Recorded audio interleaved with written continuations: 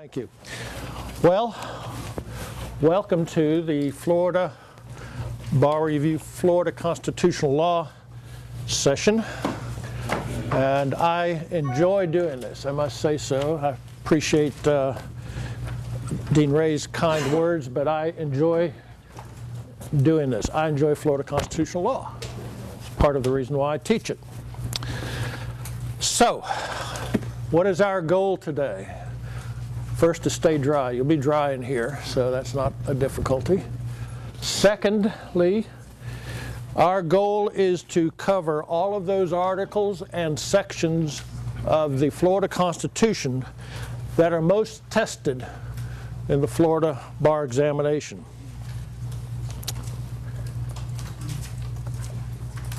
The Florida Constitution has 12 articles, and we will go through those that are highlighted and maybe a little bit of those that are not. But we will get through all of those that are highlighted. Our guide for this session is this document, Florida Constitutional Law Bar Review Lecture. That will carry us through. In addition to that, I handed out to you, or we've handed out to you, a couple of extra pieces. Well, of course, you all have a copy of the Constitution as well. So those are your two primary documents today.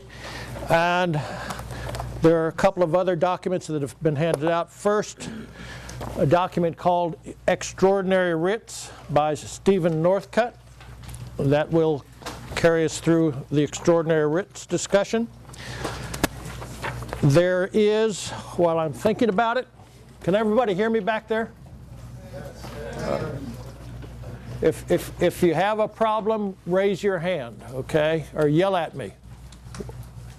So Mr. Lopez will yell at me. All right. So if I drop my voice, as sometimes I've been told I do, Mr. Lopez, you yell, or anybody else back there. You should also have a couple of pieces on Florida homestead, which very nicely summarizes the subject. You will have a piece, a very short law review article, which is really good. And if you read through that after the class, it will summarize for you local government and Florida's taxation. And finally, a study piece that is not ever been tested but could be tested. So I will not talk about it today, but Article 11, amending the Florida Constitution. It is a possibility. Let us begin. Oh, and I'll take questions. I'll take questions as we go. All right? Let us begin. We begin with the fairly obvious doctrine of separation of powers. It's important to remember that the doctrine applies in Florida, and that there is an express separation of powers provision in Article 2, Section 3. There it is. No person belonging to one branch shall exercise any powers pertaining to either of the other branches of government unless expressly provided therein. There's a lot of play in the joints there. And there are two basic principles that are highlighted here to remember.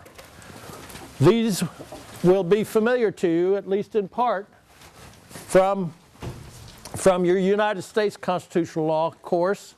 The two basic principles are that no branch may encroach upon the powers of another, and no branch may delegate its constitutionally signed power to another branch.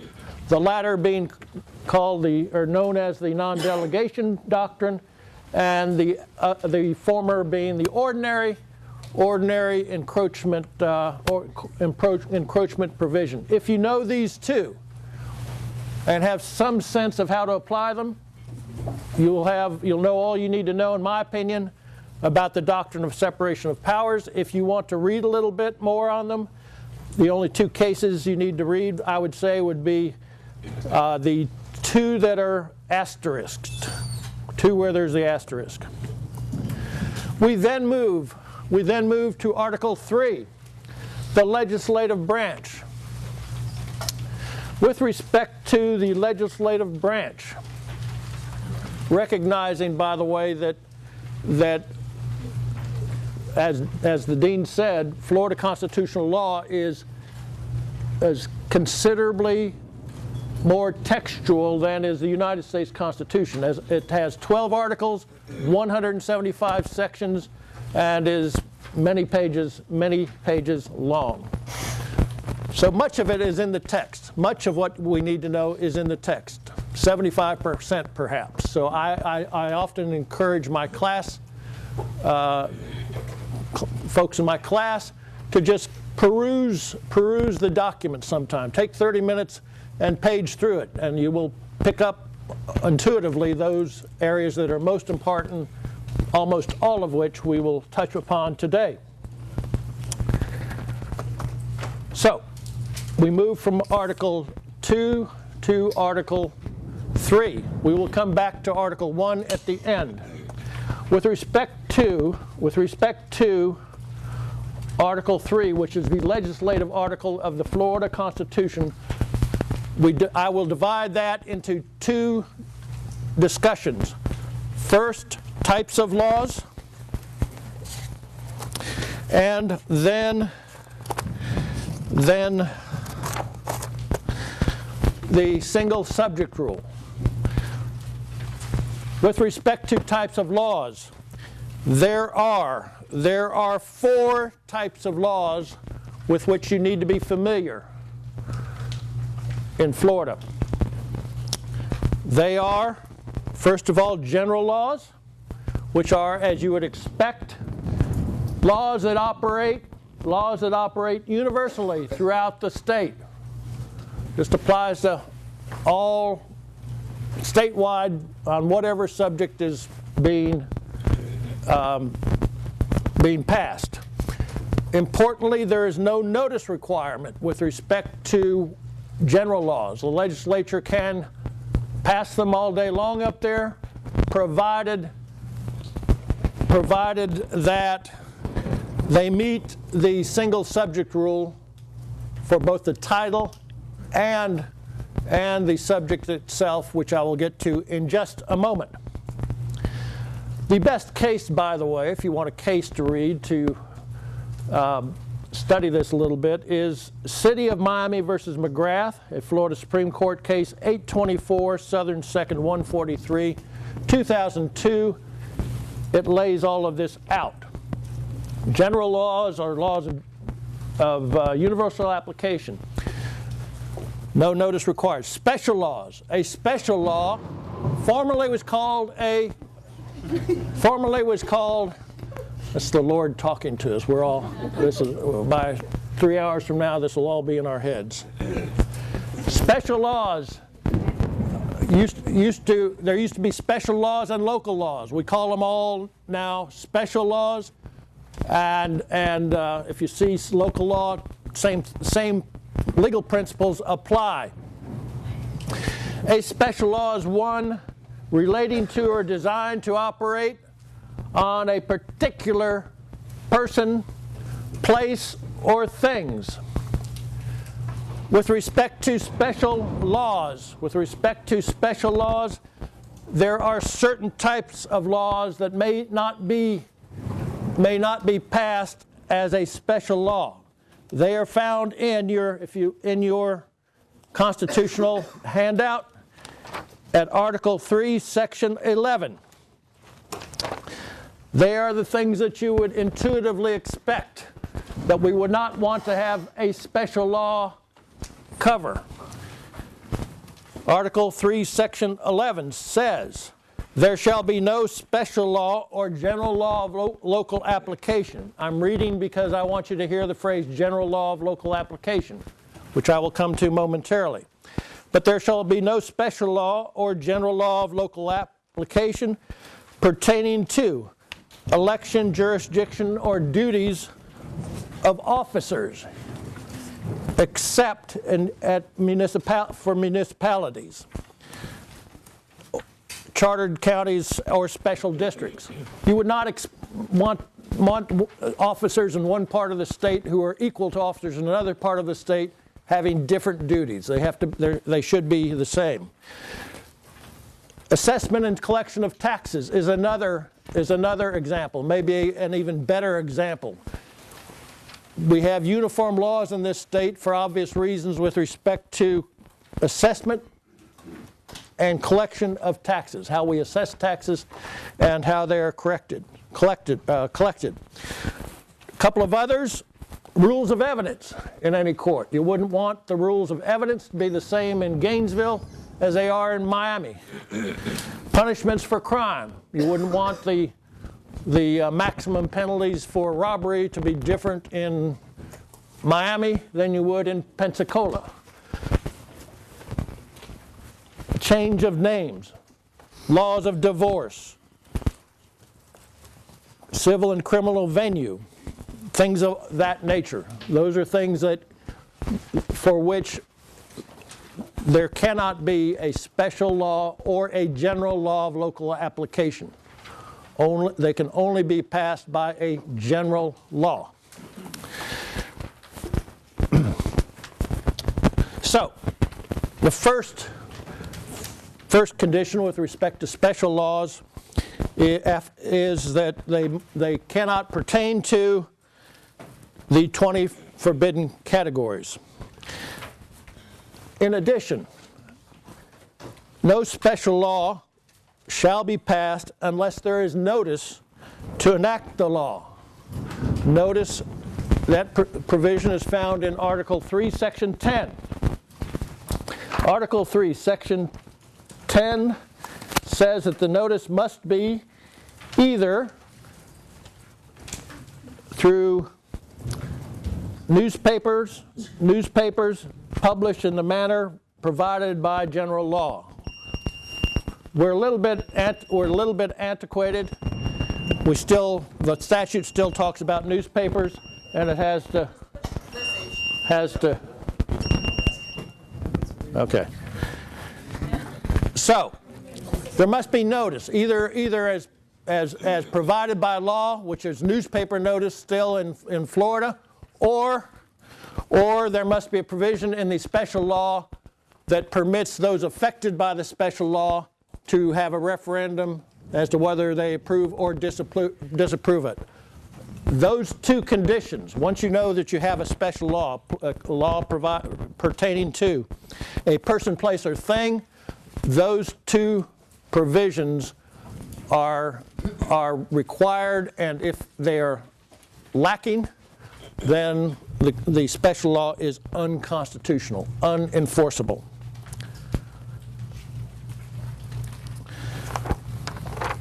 The third type of law is a general law, or general laws of local application, sometimes described as population acts because they typically apply to groups of people. A general law of local application is a general law. The requirements for a general law of application emanate from Article 11, Section B. In the enactment of general laws on other subjects, political subdivisions, or other governmental entities may be classified only on a basis reasonably related to the subject of the law. So, for a general law of local application to be valid, there are three requirements. That is, number one, a general law of local application cannot pertain to any of the 20 forbidden categories that I already mentioned. Secondly, the population classification must be open-ended. And thirdly, the act or law must be reasonably related to the population classification. Let me give you an example. of a case that we use in my class, State versus Bessinger, a somewhat memorable case. In State versus Bessinger, Mr. Bessinger was found guilty of a misdemeanor of operating a nudist colony in Pasco County. The law, a general law, said that there shall be no nudist colonies in counties with a population of 37,500 to 38,900 people. Only Pasco County qualified under that definition at the time. No other county could enter that population class. The law was a general law. It applied to any county, any of the 67 counties that happen to have that population. Only Pasco County had it. No other county, if it had a lower number of people, population, could get into it or be brought into it. So, Mr. Bessinger challenged the law because it obviously was not a special law. It obviously was not a law that applied everywhere in the state at that time. It was not a general law. The only thing left of the four types for the state to be able to uphold that law and keep Mr. Bessinger in prison was the potential that this was a general law of local application. So you go through the steps, and I recommend that if you go through the steps, you start at the bottom. If you think this law might be upheld on the basis of being a general law of local application, you first look at Article 11, Section A, and see whether this law falls within any of the 20 forbidden categories of Article 3, Section 11A. If it does, then the law is unconstitutional because it is not a valid general law, it is not a valid special law, there was no notice, and it's obviously not an appropriation act. So, if it falls in one of these categories, you don't have to go any further. It's unconstitutional. If it passes muster there, you go to the next test. Section number 2 of the test. The population must be open-ended. This law, as I've described it, was not open-ended. It only applied to counties that had population of 37,500 to 38,900 as of the date the law was passed. So it was not open-ended. Why do we care about whether it was open-ended or not? We care because general laws apply to everybody. And if it's not open-ended, then you don't have a general law. Yes, ma'am? Do you mean open-ended as in a sense like a certain end date that they said that if they don't have it by this time, so if they just didn't say that portion, then it would be considered open-ended? Or could you give us an example of something that was open-ended? Yes, if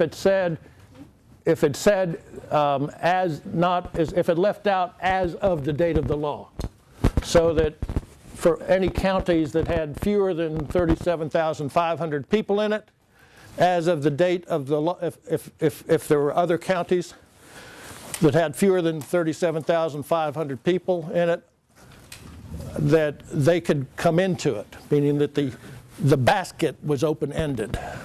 Am I making any sense? A little. A little, okay. Well, these are general laws, folks. Let me try to pull it together a little bit and answer this individual's question. There are general laws that apply across the state.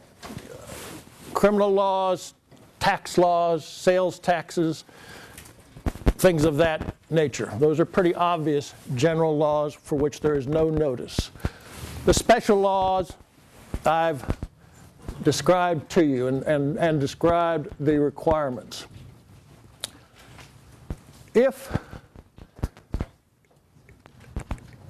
if there is a law passed, a law that pertains to a population of individuals, a group of individuals at a particular, or could apply statewide, all right, could apply statewide if it meets the requirements, then that law is a special, a type of general law, a sub piece, if you will, of a general law. It is a general law. There is no notice required for this type of law to be valid, and so on. So the requirements that have come about are those three set there. The second one is, you're correct, the second one is doesn't immediately come to mind, but the idea behind it is that it could apply statewide. Maybe, let's see if I can come up with another.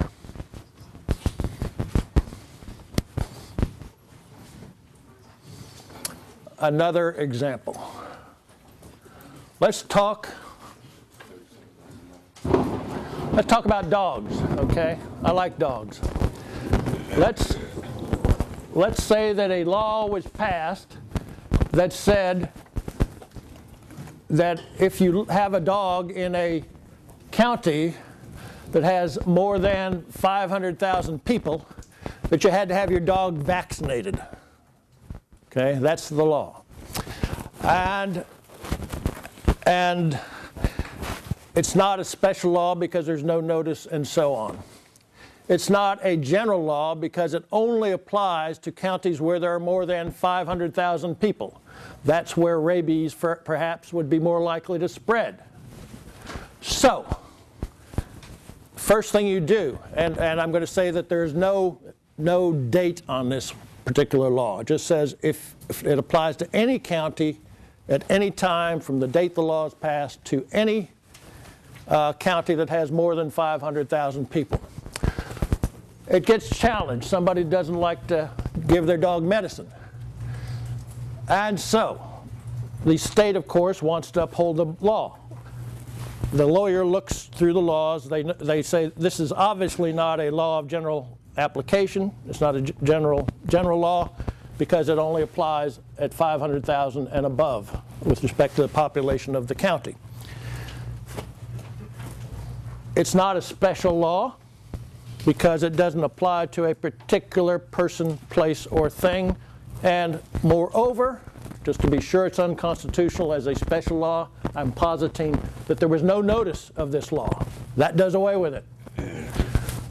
So, as the state lawyer, the government lawyer, the last chance I have, because it's obviously not an Appropriation Act, that's the fourth one, last chance I have to uphold what my legislators told me to uphold, that's my job if I work for the state, is general law of local application. So I start through the requirements. The first thing I do, and I suggest going from bottom to top because it's the easy way, is I open up Article 3, Section 11, and I look in here, prohibited special laws, saying, as I said a moment ago, there shall be no special law or general law of local application pertaining to, and I see collection of taxes, I see rules of evidence, punishment for crimes, I see nothing about dogs. So I'm good there. So far so good as the state lawyer.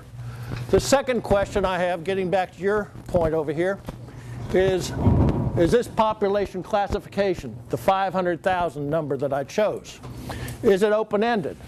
In this hypothetical, the answer is yes. Yes. Because anytime the next county gets up to 500,000, that county will have to have all of its dogs vaccinated. And that is also within the purpose of law. It is a general law because it applies to anybody who meets the requirements. It is not a special law. Finally, the law must be related, reasonably related to the population classification. All right, that is Article 3, Section 11B that I read to you a moment ago. You can see it in your Constitution. That in the enactment of general laws on other subjects, that's what we're speaking about here, political subdivisions or other governmental entities. So this only applies to political subdivisions of the state, may be classified, that's what we're doing here, classified, only on a basis reasonably related to the subject of the law. So we need to then, question number 3, if we get there, if I as a state lawyer get my client past the first 2, the last question is, was this act reasonably related to the population classification? Well, if the legislators were of the belief that, and reasonably of the belief that that if you were had a population of 500,000 people or more, that dogs are more likely to be problematical, sure, it passes muster. And you have a valid special law, general law I should say, of local application. The Bessinger case, by the way, failed not only because it was not open-ended, it ended on a specific day. The 37,538.9 were as of a particular day. So it failed on that ground, according to the case. It also failed on the ground that it was not reasonably related to the population classification. There's no reason in the world why nudist colonies that counties with that population parameter should be prohibited from having a nudist colony. So it failed twice. It failed under two parts of the analysis. Appropriation acts. The only thing the legislature has to do every year is to pass a general appropriation act. If you think about it, because all of the money comes in, and because, as we will see under Article 7, Section 1C, it is the legislature that appropriates money. If they don't appropriate, the money doesn't get out to where it needs to go. So that's the only thing the legislature has to do. Appropriation acts are a fourth type of act because an appropriation act cannot contain any provisions relating to any other subject. They must be solely as to the appropriation. The annual appropriation for the University of Florida, say, once or twice has had a condition that certain types of groups, that this appropriation shall cease if the university allows certain types of groups to come onto campus. That would be a pretty good example of something that does not pertain to the operation of the university. The second characteristic of the General Appropriation Act, as it's called, is that unlike all of the other 3 types of laws, the governor has a line item veto. We just went through that. With respect to the others, all the other three, the governor either takes it or he doesn't take it. But with respect to appropriation acts, if he doesn't like the University of Florida one year, he could strike all of their money and he would be out of office in a week. But there he goes, okay? And the other important piece of that is with respect to the executive veto power. I urge you to take a look at Article 3, Section 8. Unlike the United States Constitution, where there is a pocket veto, meaning that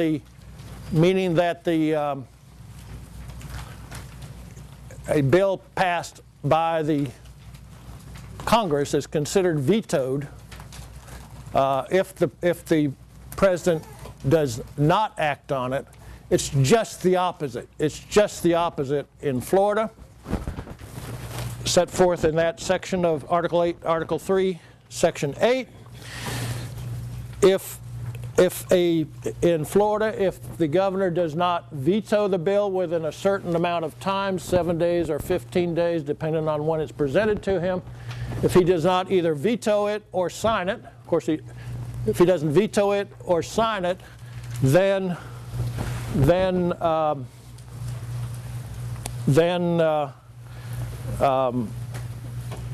bill becomes law. Okay, it's kind of counterintuitive. You just have to think it through. Let's talk about the single subject rule. If I could get on the rafters here and for emphasis, I would do it right now. The single subject rule is Article 3, Section 6. Every law shall embrace but one subject and the matter properly connected therewith, and the subject shall be briefly expressed in the title. The reason I'd get on the rafters is you need to try to remember that Article 3, Section 6 has two parts. And if you remember, anytime you're in 10I say that there's a single subject question, think not just single subject, but title. Write something about the title, that this title seems to encompass, this title encompasses the entirety of the act. There has to be something to indicate each piece of it in there, or it doesn't. Write something. Then, of course, go to what you're I would more likely remember as a student, or even when I look at this stuff in the somewhat real world in which I live. The law must be be on one subject. Okay, each law passed by the legislature. Chapter laws, as they are called, sometimes contain more than one subject, and the reasons for that are set forth in. Let's see, I'm way behind, aren't I, on these things? There it is. The reason is that legislators will sometimes put two things together in order to assure passage in the legislature. That is unlawful. It is called log rolling. I cannot go to Ms. Contreras here, who happens to be the first person at the first corner here. She's going to, and all my students, by the way, you have my back. If I say something wrong, you're going to say so, right? Okay. If Ms. Contreras and Mr.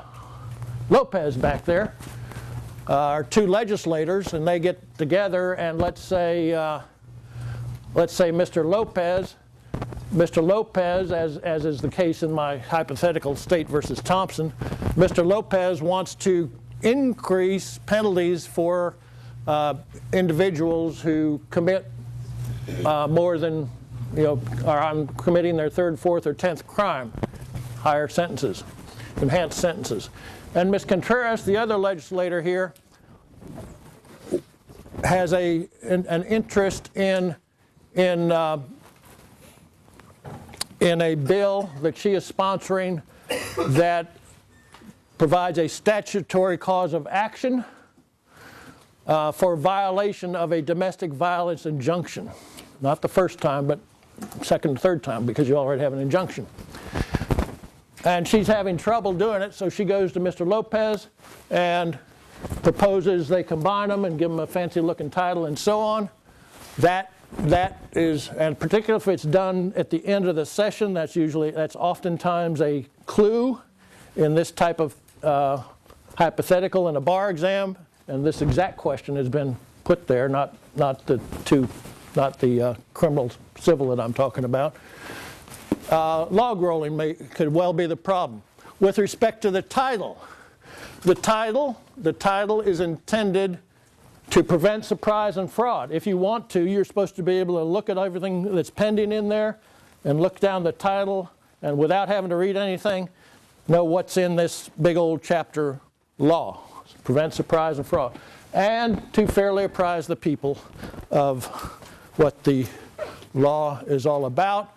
The way it's oftentimes, and if you want to just try to remember one thing, the way it's oftentimes described in a sentence is that the chapter law, the whole thing, must have a natural and logical connection.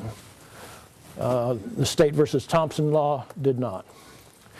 Okay, we now move to the judicial branch. We've spoken about we've started out with separation of powers to know of course what the three branches are. We've talked about the legislative branch and the two major pieces in Article 3, which is the legislative article. We have talked just a little bit about Article 4, the executive branch, because you can read it and perfectly understand it. We now go to the judicial branch, and this is often used to tie together a bar question, a court-related question. All right, look if you will, and follow me with respect to what I talked about earlier, the extraordinary writs piece by Judge Stephen Northcutt of the 2nd District Court of Appeal. They hand these out at new judges school to teach people like me who a decade ago really didn't know much about original writs. Okay? But after you do 1,000 of them, you know them. So, the first thing I want us to understand, and what's on the slide now is found at page 1 of the Northcutt piece. Let's just get on top and look down and see the difference between appeals and original proceedings.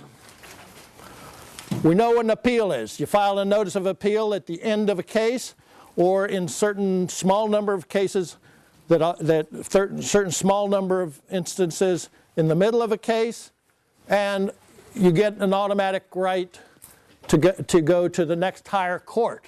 They cannot turn you down because they want to go play golf or something. So that's what an appeal is. Original proceedings, what are they? There are 6 of them. We'll talk briefly about them. And they are, see if I can do it off the top of my head, mandamus, prohibition, habeas corpus, quo warranto. Mr. Lopez, what am I missing? Ms. Contreras? Quo warranto, all writs, and certiorari. What did you say? Certiorari, right? That's because I spent so much time on it the other day. So, those are the 6. Just lay them out by name now. What's the difference between the two? The 6 are called original proceedings. And the difference is laid out right there and also on page 1. Appeals, as I said, are mandatory for the court. They are available for direct review of the case below by appeal, something on the merits of the case. And direct appeals are reviewed by an appellate court for 2 purposes. One, for reversible error, that's legal error. Wrong statute applied, wrong sentence given. Or abuse of discretion. Trial judges have a lot of discretion in admitting evidence, for example. But if it goes too far, let's say in a criminal case, the judge lets in all prior offenses by this individual, he abused his discretion. The person gets a new trial. Now, at this point, I want to walk you through the jurisdiction of the courts. In this state, there are 4 types of courts, and there can only be 4 types of courts. Notice I shouted only all the way back so Mr. Lopez heard it back there. There are only 4. Why is that? Because It's in the Florida Constitution. You know, it's not made up by me. It's Article 5, where you should be in the Constitution with me. Article 5, Section 1 says the judicial power shall be vested in a Supreme Court, District Courts of Appeal, Circuit Courts, and County Courts. That's 4. Those are 4. And the next sentence says, no other courts may be established by the state any political subdivision. That, as we will see, is a county, or any political subdivision, or a municipality. So there can only be 4. If the people of this state wanted a 5th, they'd have to amend the Constitution. You'll see this in a case in hypotheticals on the bar exam, where it is proposed in the hypothetical that with respect to a particular type of case, let's say it's divorce cases over where the assets involved are more than $5 million. That's a case that I think was in the bar exams. More than $5 million. And for whatever reason, maybe to try to help out rich people, the legislature passes a law that says for any final judgment of $5 million of more of assets, that includes that, will be reviewed directly by the Florida Supreme Court. Go directly from the Circuit Court to the Florida Supreme Court. That would be unconstitutional because the mandatory jurisdiction of the Florida Supreme Court does not include that. Or sending those types of cases to a magistrate's division, call it, just something separate from the district courts of appeal, to magistrate's division, and then appeal it directly to the Florida Supreme Court, skipping over district courts of appeal. It's not permitted in Article 5, Section 3B. So let's go to Article 5, Sections 2 and 3B. I pause on Article 5, Section 2, because the Florida Supreme Court is a court of limited jurisdiction, very limited jurisdiction. It is a supervisory court. In its supervisory capacity, one of the things that it does, as set forth in Article 5, Section 2, is, quote, the Supreme Court shall adopt rules for the practice and procedure in all courts, unquote.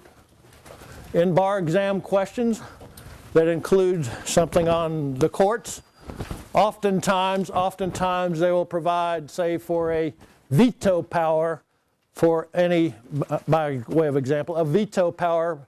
The legislature might pass a law saying that we hereby declare for ourselves the ability to review and veto any rule that the Florida Supreme Court, rule of procedure that the Florida Supreme Court were to adopt.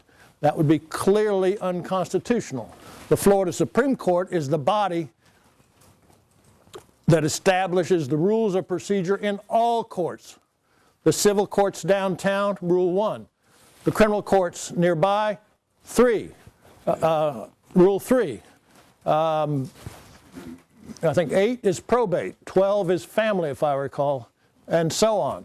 And those are all done by the Florida Supreme Court, and county court rules too, all the way up and down. They're the supervisory court of the state. What is their additional jurisdiction? It is found in Article 5, Section 3B. And it is well laid out there. As you go down the list of courts, it is less textual. Article 5, Section 4, Article 5, Section 4, Article 5, Section 4 sets forth the jurisdiction of the district courts of appeal. And Article 5, Section 5 lays out the jurisdiction of the circuit courts. Article 5, Section 6, in one sentence, lays out lays out the jurisdiction of the county courts. I want to provide a quick overview of the jurisdiction of the courts. It is, and I will point out those that are worth remembering. The Florida Supreme Court has a very limited amount of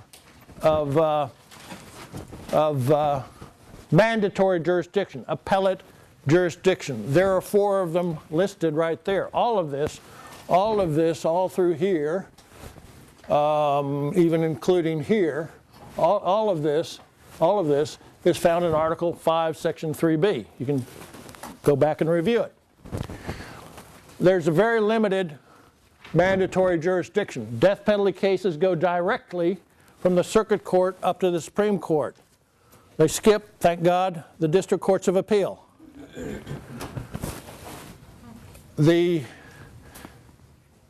And for obvious reasons, they're pretty important. The second type of case that goes, for which there is appellate jurisdiction in the Florida Supreme Court, are decisions of district courts of appeal, my level, district courts of appeal that declare a statute unconstitutional. That provision does not apply to ordinances. It only applies to statutes. Remember that if you can. That would be a good trick question, so to speak, in the bar. And it is done simply by filing a notice of appeal. Just an ordinary notice of appeal in the District Court of Appeal, and it goes right on up there. And they have to hear it. That's what an appeal is all about. They don't get to choose. Why is that the case? That's the case because anytime a court declares a state law unconstitutional, that's a pretty serious thing. You know, we're supposed to have 3 branches of government, and it affects my salary, by the way. They don't like it when I do that. So, and that's true, and I've seen it. So it's for declaring if there's a decision of a district court of appeal declaring a statute unconstitutional, the disappointed litigant can just file a notice of appeal. Note that you must file a notice of appeal, otherwise it doesn't get there. If the District Court of Appeal, instead of declaring it unconstitutional, declares it constitutional, right up here under discretionary jurisdiction, the Florida Supreme Court still can review it, provided again that there must be a petition for review for any of these except for this last one here that I'll talk about, that it's called a petition for review. It's a discretionary petition, not a writ, a discretionary petition. The obvious reason being that if we declare it constitutional, nobody gets too upset about that, at least in the government world, right?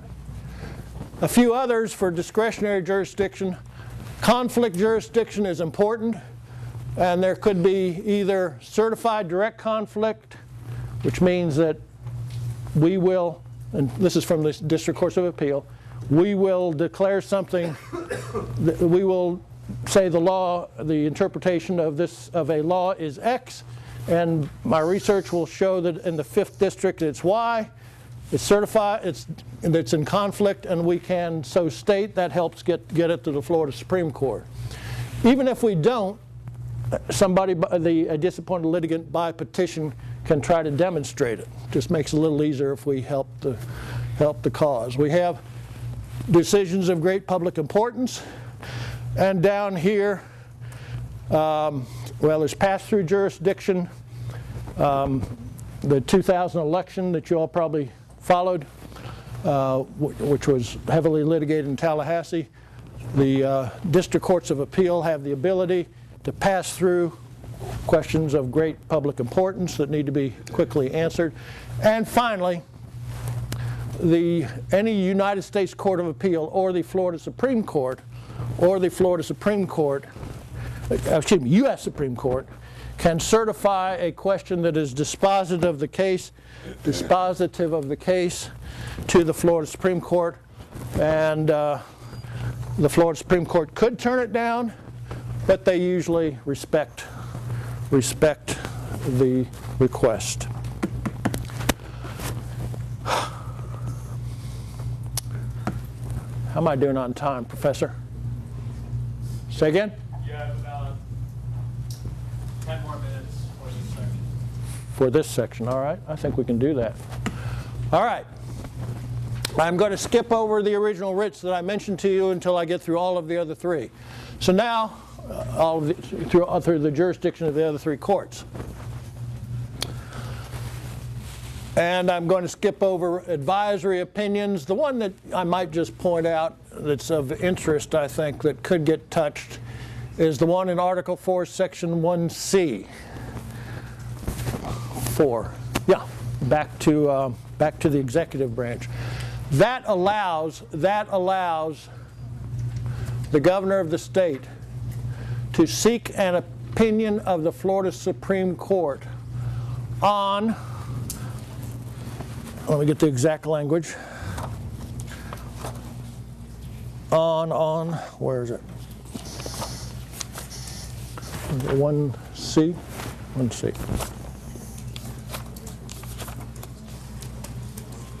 1C. Article 4, 1C. The governor may request in writing the opinion of the justices of the Supreme Court as to the interpretation of any portion of this Constitution upon any question affecting the governor's executive powers. He can't just write him a letter and say, what do you think about this subject? It's got to be something affecting his powers. That is worth remembering, perhaps, among other things. Okay. District Courts of Appeal, jurisdiction of the District Courts of Appeal, they are error-correcting courts, as distinguished from the Florida Supreme Court, which is, as you can see, a court of very limited jurisdiction. This is their actual jurisdiction, mandatory jurisdiction. This list that I've touched upon is discretionary. They can take the case or not. I've talked a little bit about advisory opinions. I'm leaving original jurisdiction to the end. As distinguished from the Florida Supreme Court, which is a limited court of limited jurisdiction and a supervisory court over the 5 district courts of appeal. There are 5 of them around the state. Geographically established. 3rd District Court of Appeal, where I happen to be, is only 2 counties because we have a whole bunch of folks that live here in Dade County, Miami-Dade County. Go up to Tallahassee and they cover Pensacola to Jacksonville. They travel.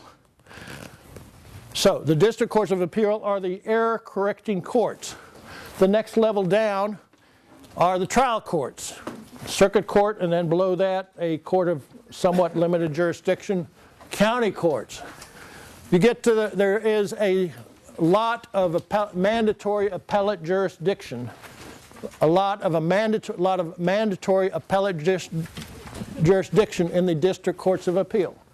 That is because the District Courts of Appeal, for the most part, are the final stop. It's not easy to get the next step. With respect to the District Courts of Appeal, Article 5, Section B1. Remember, I said all of this is laid out to some extent, at least in Article 5. And our Section 1, 4, Article 5, Section 4b.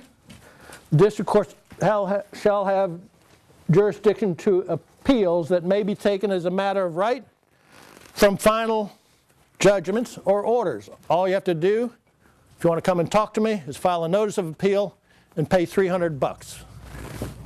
Pretty good, pretty cheap, don't you think? I think I ought to raise my rates. I wish. So, final orders is 1. Just all I have to do is file a notice of appeal and pay. Secondly,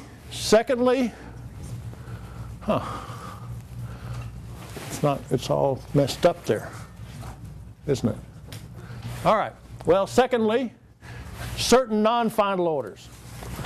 The District Courts of Appeal, I'm reading again, Article 4, Section B1. District Courts of Appeal shall have jurisdiction to hear appeals that may be taken as of right from final judgments and final order or final orders of trial courts, including those entered upon administrative action not directly appealable to the Supreme Court or the Circuit Court. Secondly, so that's final orders, think just final judgments and orders, like an injunction, it would be a final order usually. The next area, if this, I don't know what, did you all look like this? I hope not. Yeah. You know? Anyway, all right. Non-final orders, you can figure this out easily, are listed are listed pursuant to our last sentence that I just read. They, meaning district courts of appeal, may review interlocutory orders, that's just a fancy name for non-final in such cases, to the extent provided by rules adopted by the Supreme Court. The Florida Supreme Court has authorized us to, in the middle of a case, take jurisdiction of certain types of orders. The one that's the easiest to understand in this list, perhaps, is the right to immediate monetary relief or child custody in divorce cases, because you can't wait to the end of the case if there needs to be appellate review of child custody, so that can come up to us by notice of appeal from an order in the circuit court. The right to immediate monetary relief is the same. Usually one spouse or another has more money, and they have to have equal warring power, I guess. And so you can go get some money, and if you don't get the right amount or you don't think you did, you can appeal. Class action cases, because usually the formation or denial is the end of the case. More important, more understandable perhaps, personal jurisdiction and venue.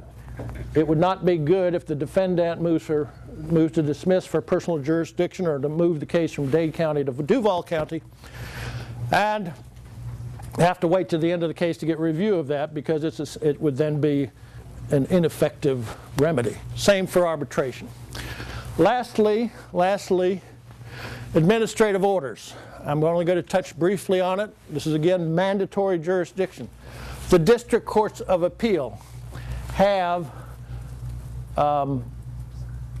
appellate jurisdiction over certain types of final administrative orders. The main one are final administrative orders issued by agencies that are subject to the Administrative Procedure Act, the Florida Administrative Procedure Act. That's the bulk of them. And those final administrative orders are orders that come out from places like the Florida Department of Education, Florida Department of Transportation, Florida Department of Corrections, the major agencies. There's a list in Chapter 120 of what agencies go through the Administrative Procedure Act, and if at the end of such a final order, when it's entered, it's like a final judgment, same thing for our purposes, you can file a notice of appeal with the agency, and you skip over the circuit court. You don't go ordinarily, you just go up the chain. But with respect to these types of orders, the Florida Constitution has, under B, 4B says, district court shall have power of direct review of administrative action as prescribed by general law. By general law, the Florida legislature has given jurisdiction directly to the district courts of appeal around the state, as I have described. Again, I'm going to skip over original jurisdiction. Let's talk about the circuit courts and county courts, okay? In fact, I think I'm going to flip it. County courts, jurisdiction of the county courts are over here on the right. County courts, right. And it says the county courts shall exercise the jurisdiction prescribed by general law, and such such jurisdiction shall be uniform throughout the state. Well, what has the statutory jurisdiction been? It's all set out there in those sections that are right up there at the top right, and you have copies of them in your materials. The county courts are courts of limited jurisdiction, and they hear civil cases that are where the amount in controversy is less than $15,000, simple dissolutions of marriage, landlord-tenant disputes that are less than $15,000, some injunctive relief that's below that number, and on the criminal side, misdemeanors that are not cognizable in circuit court. What that means is if a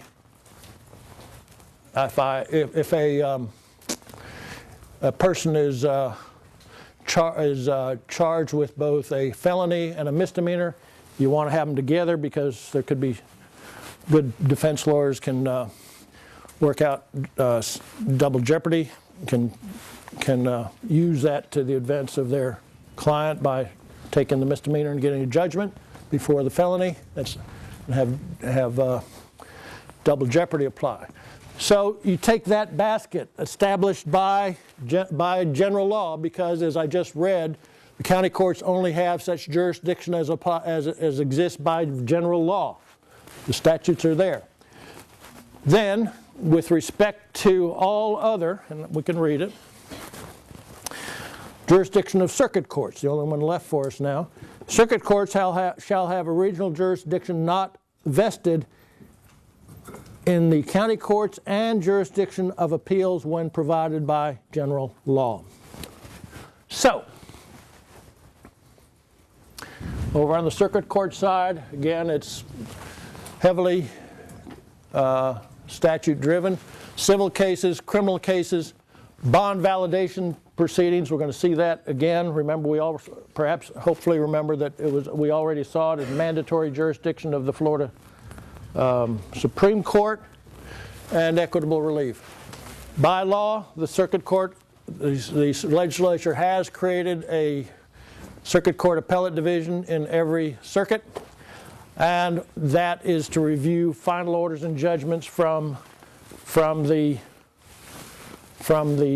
lower court, the county court.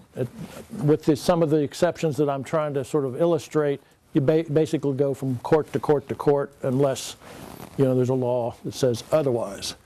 And the circuit courts have original jurisdiction, and we will now look at that quickly.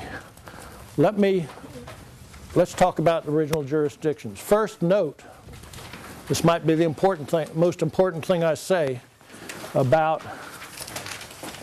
original writs.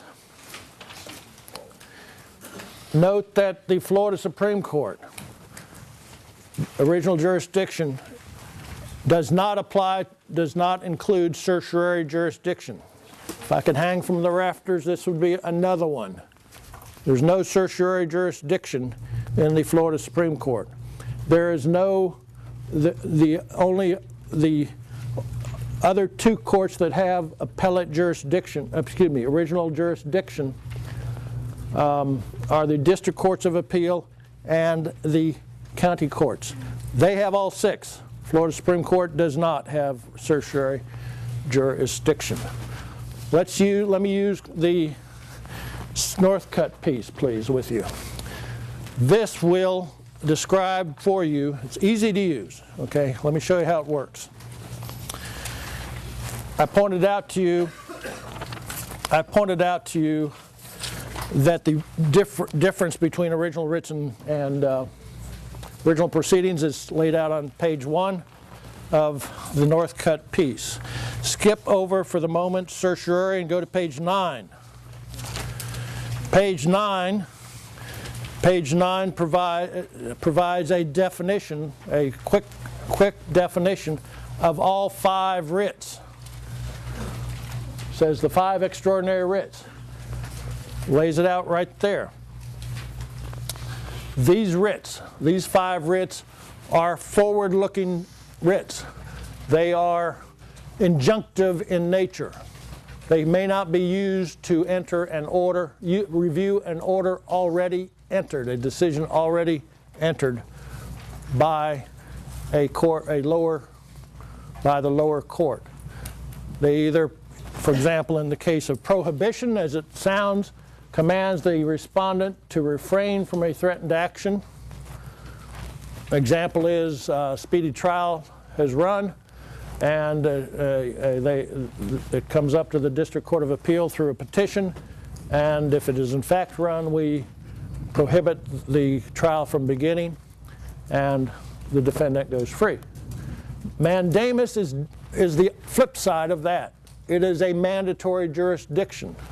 Mandamus compels the respondent, meaning a judge, by the way, trial judge, to perform a duty. The easiest example of that is the criminal courts are all super busy all the time, and they will miss a post-conviction motion or something like that. The prisoner will file a petition for a mandamus, and we take care of it.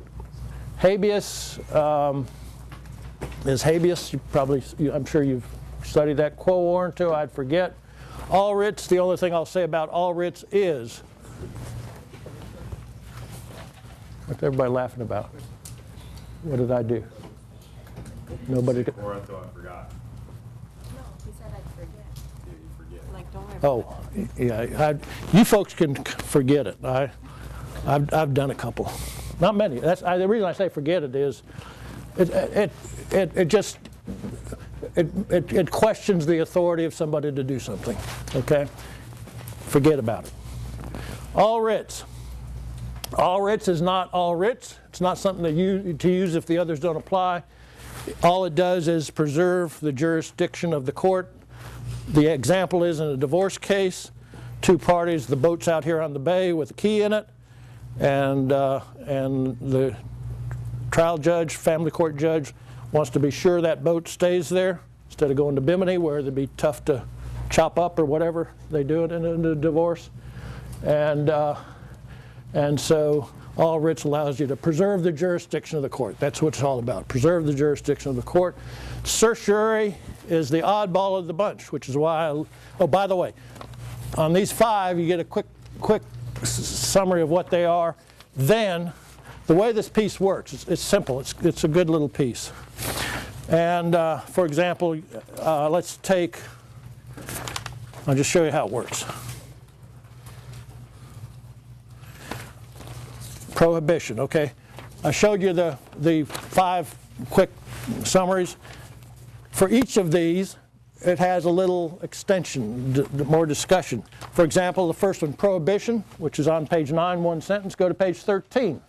You'll have exactly the same sentence that I just read about prohibition. And then pages 13 through 15 or so, you'll have the elements of prohibition, if you want to go that far into it, and some examples of where it applies and where it doesn't apply. I mentioned speedy trial. Recusals of judges are the 2 main ones. And then you go to the next one, which is mandamus. You see the same format. So it's the format. You just go to page 9 and then go down and pick up the next one. Okay, and you can get the sense of it, which is probably about all you need for the bar. There's other stuff, probably the jurisdiction stuff would be more important. Certiorari, I'm going to do in about 2 minutes, and I will use this.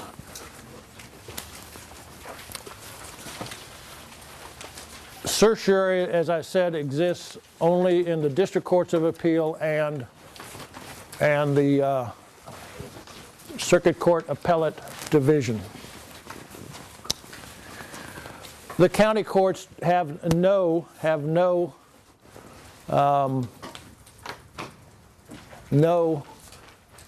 extraordinary writ or original writ jurisdiction. That is because all of these writs that I'm talking about, with the exception of certiorari, which has a little twist to it, are supervisory type writs. Supervisory type writs. It's the court above supervising the one below. If somebody should be released on the speedy trial rule, you know, it's the next one up that corrects whatever the circuit court did. And similarly, if there's a problem in the the county court, the petition for review, which is discretionary in nature, is filed in the next court up. And they're all collateral to the main proceeding. Certiorari, the first thing I want to point out is that the certiorari functions where it exists for review of interlocutory orders, non-final orders of the Circuit Court Appellate Division or a county court where there's a cat out of the bag sort of problem. That is something that needs immediate review, and there's not established anywhere else a right of review. The second area where exists is there is a right of appeal from the county court to the circuit courts. The next step up is second tier certiorari, second court up to the district courts of appeal. And then there is administrative review for all quasi-judicial orders that are not otherwise reviewable elsewhere in the circuit courts. That is what all of that says. I will venture out to say, you know, if you can get an understanding just of that, that's fine, because you're more likely to see an appeal sort of question, okay? But to have a sense of the writs is probably worthwhile. Is that fair? More likely to see something else. Okay. What else do we have here? Oh, criminal appeals. The state of Florida is not a person. It's a sovereign. So if the Army was good, the National Guard was good enough, they could do anything they want, I suppose. So the state of Florida doesn't have constitutional rights. So it therefore doesn't have appellate rights, and the rights of and there are all sorts of double jeopardy sort of complications that exist. So appeals by the state of Florida, by the state, are by statute. That's the thing to remember. Appeals by the state appellate rights are by statute. If they're, and here they are, some of them, like an order granting a new trial is reviewable, an order dismissing an indictment, however that's, for whatever reason is appealable. Suppression orders are appealable if they're dispositive, and motion for judgment of acquittal after a jury verdict, or some of them. And the appeals are to the district courts of appeal, or if it's from the county court, then to the county court, and so on. There is certiorari review of the type that I noted to the district courts of appeal. All right, let us take 10 minutes. Can we do 10? Let's take 10 minutes, and we shall return. There's a practice exam question there if you want to look at it. All right, let's move along. The practice question that I put up during the break will carry you through everything that I have covered thus far. If you want to go over it, I'll try to talk to you after the meeting, or I'm sure that I can volunteer Dean Singer. All right. We are now going to lay the groundwork for tax and finance, which is the most complicated of the articles that we will talk about or that exist in the Florida Constitution, meaning that they are not, this is one for sure that you cannot apply whatever you happen to have learned in United States constitutional law. You've seen some others. There are 4 4 types of local government in this state, in Florida. There are counties, school districts, municipalities, and special districts. Under Article 8, Section 1, Article 8, Section 1, the law requires that the state be divided into political subdivisions. So we have 6 called counties. We have 67 of them. Article 9, Section, I think it's 3, requires the state, each county, to be a school district. And those are also in that section, Article 9, Section 3, described as political subdivisions of the state. We, of course, have municipalities, cities, towns, villages, all municipalities. Those are not required. They are formed by the legislature and can be abolished by the legislature. Article 8, Section 2. Municipalities may be established or abolished and their charters amended pursuant to general or special law. Pertinent to this point, municipalities shall have governmental, corporate, and proprietary powers to enable them to conduct municipal government, perform municipal functions, and render municipal services, and may exercise any power for municipal purposes. So the municipalities, by the Constitution, have very broad powers, but they can be created or abolished by the legislature. Special districts can be created by the state, by the county, by counties, and by municipalities. They do not have to follow any other political lines. The South Florida Water Management District includes about 8 or so counties. In Dade County, out at, say, Doral, where I used to live a while back, they have all these trees down the middle of the street. And a special district was formed by Dade County because for the people that live there to pay extra money every month to maintain the trees. That's a special district, a special taxing district in that particular case.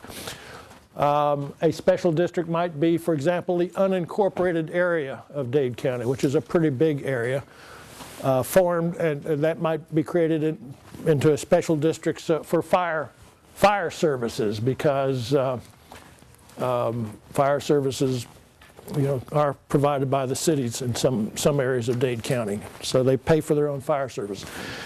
The point that I want to make is these are known as political subdivisions of the state. They are mentioned in the Constitution as such, counties and school districts. Although municipalities and special districts receive some mention in the Florida Constitution, they are not political subdivisions in the constitutional sense. That becomes important when we get to tax and finance, because we are going to see, as counterintuitive as it may sound, that counties can levy ad valorem taxes, taxes on the value of the property of municipalities and special districts. So you're going to see one level of government taxing another level of government. That's the reason that I point that out to you at this time. The other thing to know about local government is when you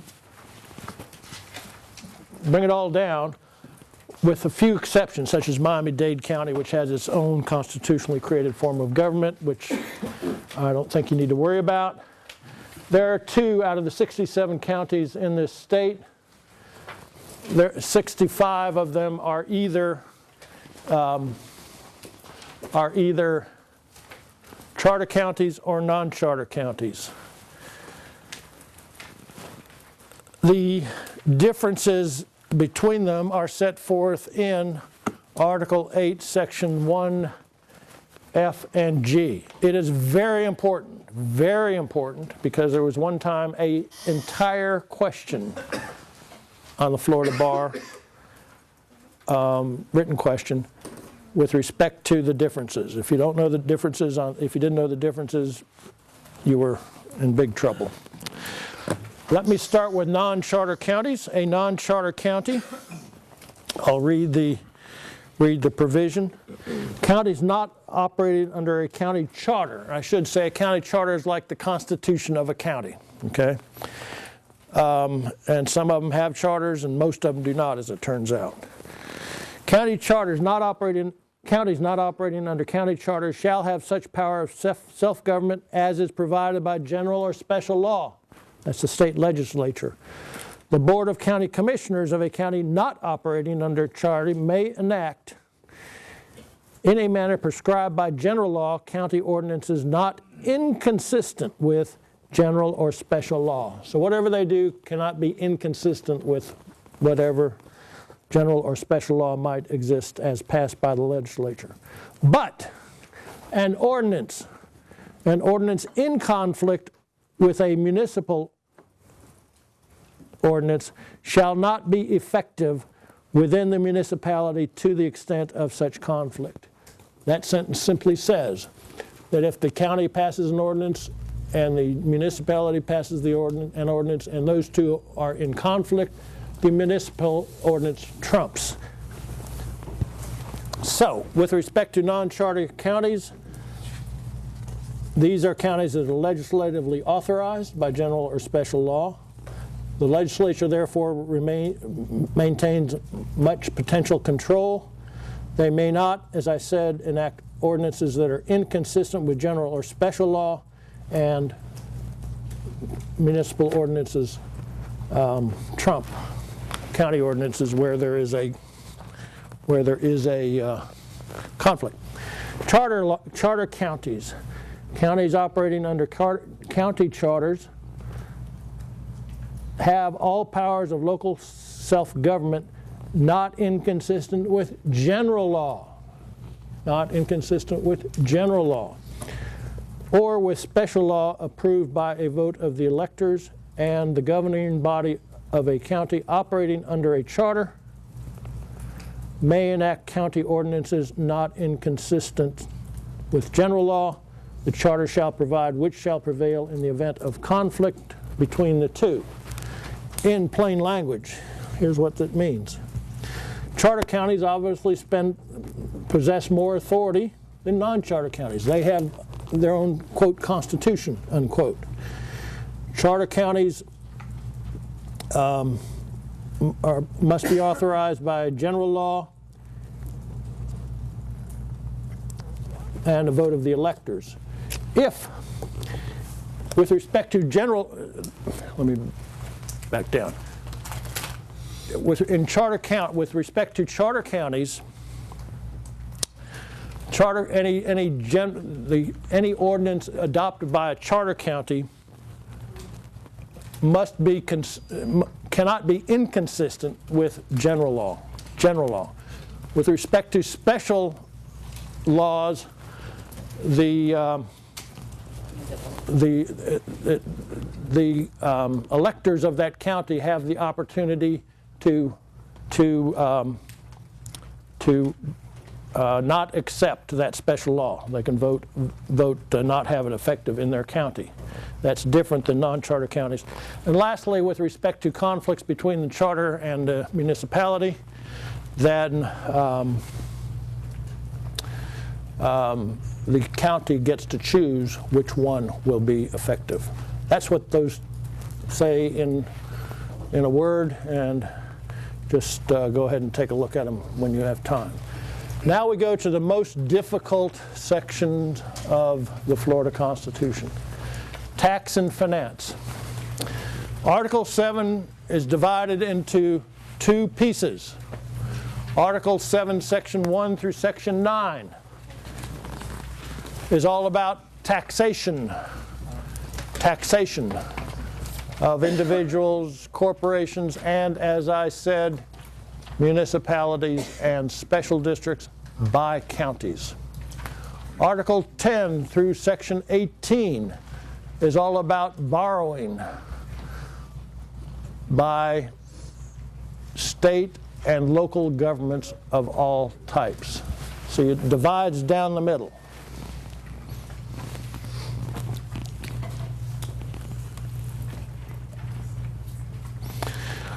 We will here discuss how state and local governments raise revenue, the constitutional provisions, as I said, 1 through 9, and then 10 through 18.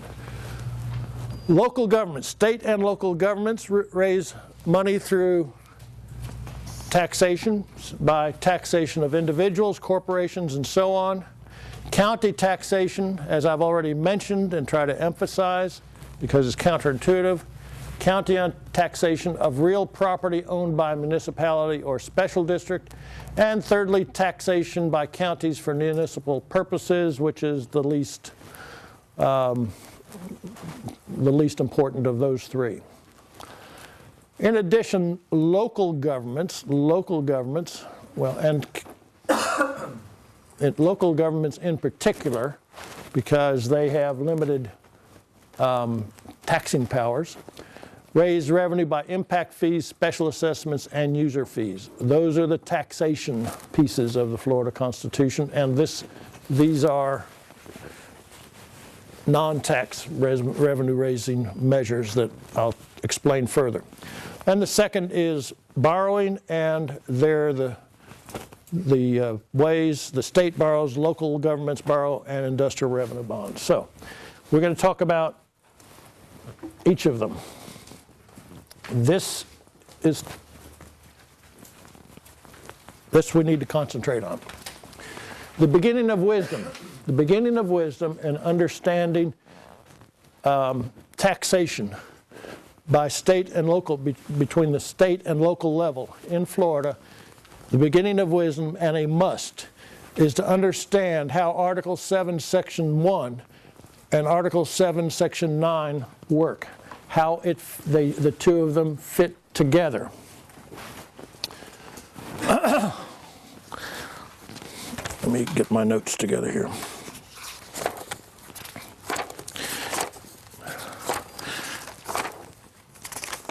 Excuse me. That's what I want. And then let me get Article 7 out. Nope. Article 7. There we go. Let me just get my notes. Here we go. All right. Here's the way this works. First note, the first sentence up here under Article 7, Section 1 says, no tax shall be levied except in pursuance of law. That sounds simple, but it's somewhat complicated. What is law? If no tax can be levied except pursuance of law, we need to know what is law. Well, what is law? There are two types of law in Florida. One is constitutional law, and the other is statutory law, because law there means general law passed by the state legislature. So if we look at the constitutionally provided power to tax, you find it if you go through Article 7 only in one place. In Article 7, Section 9, the Florida Constitution, the people of this state have said that counties, school districts, and municipalities shall, mandatory, and special districts may be authorized to levy ad valorem taxes. An ad valorem tax is a tax on the value of real or personal property. County, school districts, and municipalities shall, and special districts may be authorized by law, that's general law, to levy ad valorem taxes, and may be authorized by general law to levy other taxes for their purposes, except that those 4 entities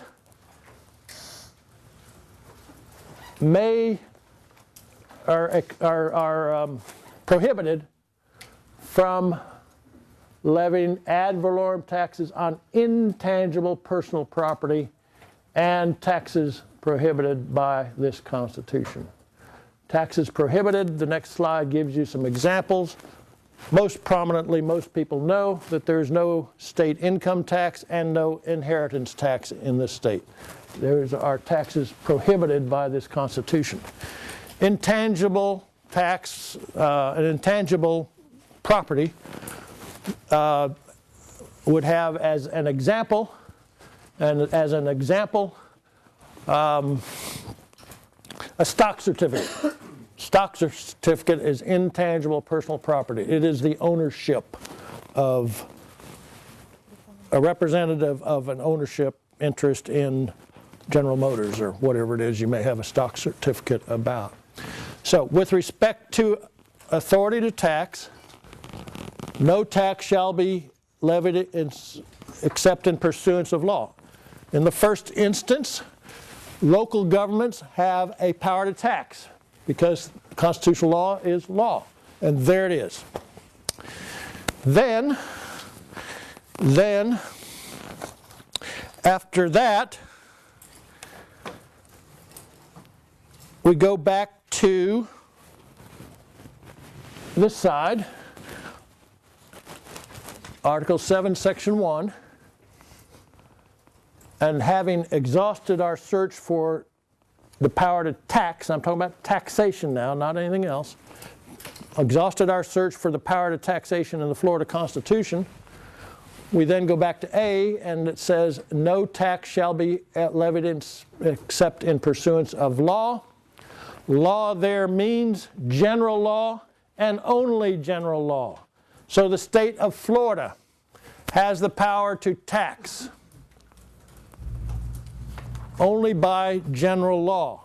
That can be drawn out of a careful read of Article 7, Section 9, which says that the 4 types of local government are authorized may be authorized by law to levy other taxes, and of course the state being sovereign can levy a tax, but solely by general law, not by special law, period.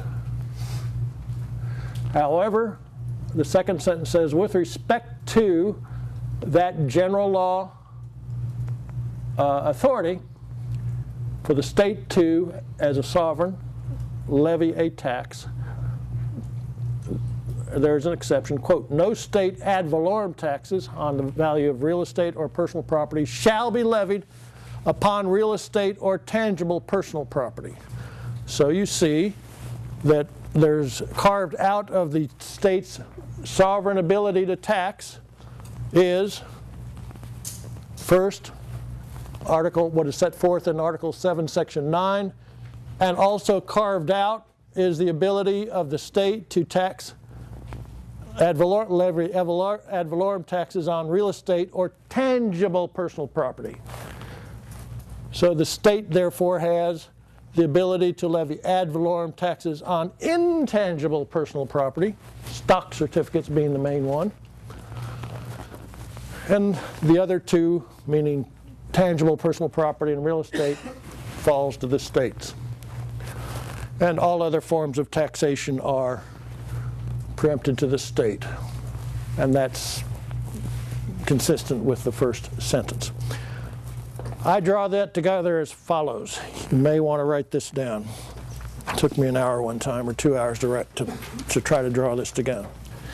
Thus, pausing to draw together just these 2 provisions of the Florida Constitution, we know that except for the express constitutional authority given by the Florida Constitution to counties, school districts, and municipalities to levy ad valorem taxes on real property and tangible personal property. Parenthesis, remember dash. Intangible personal property is, quote, accepted, EX, accepted, close parenthesis. These local subdivisions of the state and all other subdivisions of the state, including by way of example, special districts and water management districts, must have general law legislative authorization to levy a tax. That's how those fit together. That is the beginning of wisdom in Article 7. Special districts, as I said, have been defined as local units of special government and do not necessarily have to follow other political lines, and so on. So,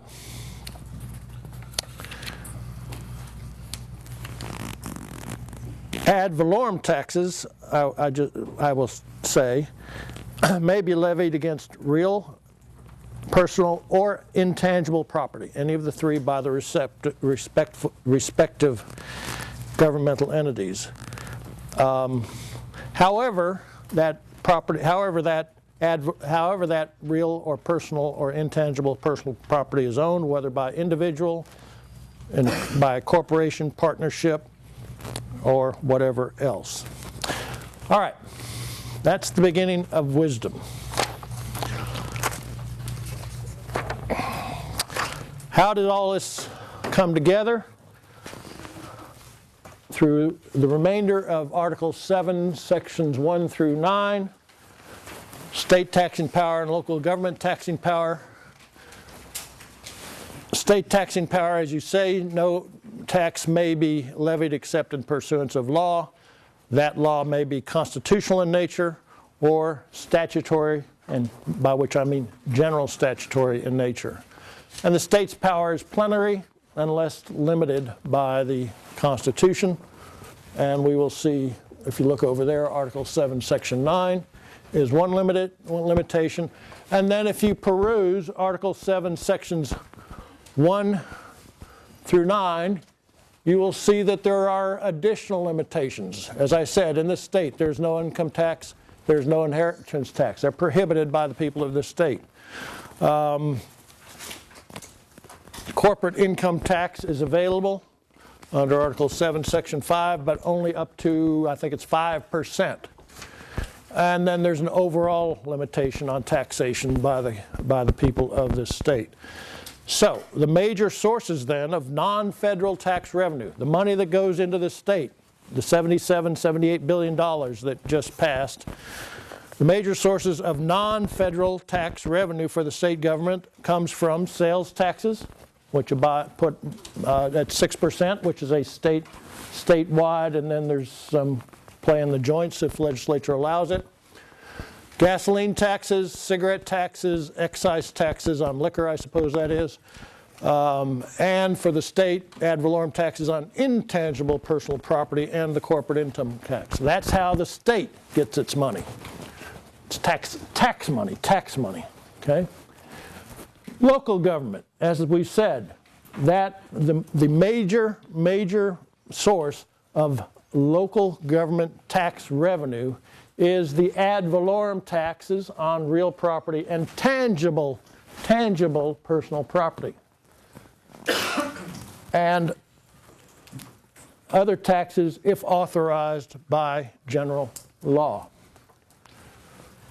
There are, again, many exemptions also, or in classifications, in other words, reduced amounts that can be collected by local governments. And they are found in within the same piece, Article 7, Sections 1 through 9. Some of the more important ones, Article 7, Section 6 of the Florida Constitution provides an exemption of up to $50,000, if you read the section, on property that meets the definition of homestead. This is homestead. This is called common homestead, not the homestead we're going to talk about in a few minutes. Common homestead. And in order to get that exemption, as you must file something with the county appraiser, property appraiser. You must demonstrate that it is your homestead, that you live there, and so on and so forth. The definition is not identical to, as I said, not identical to homestead that we're going to talk about shortly.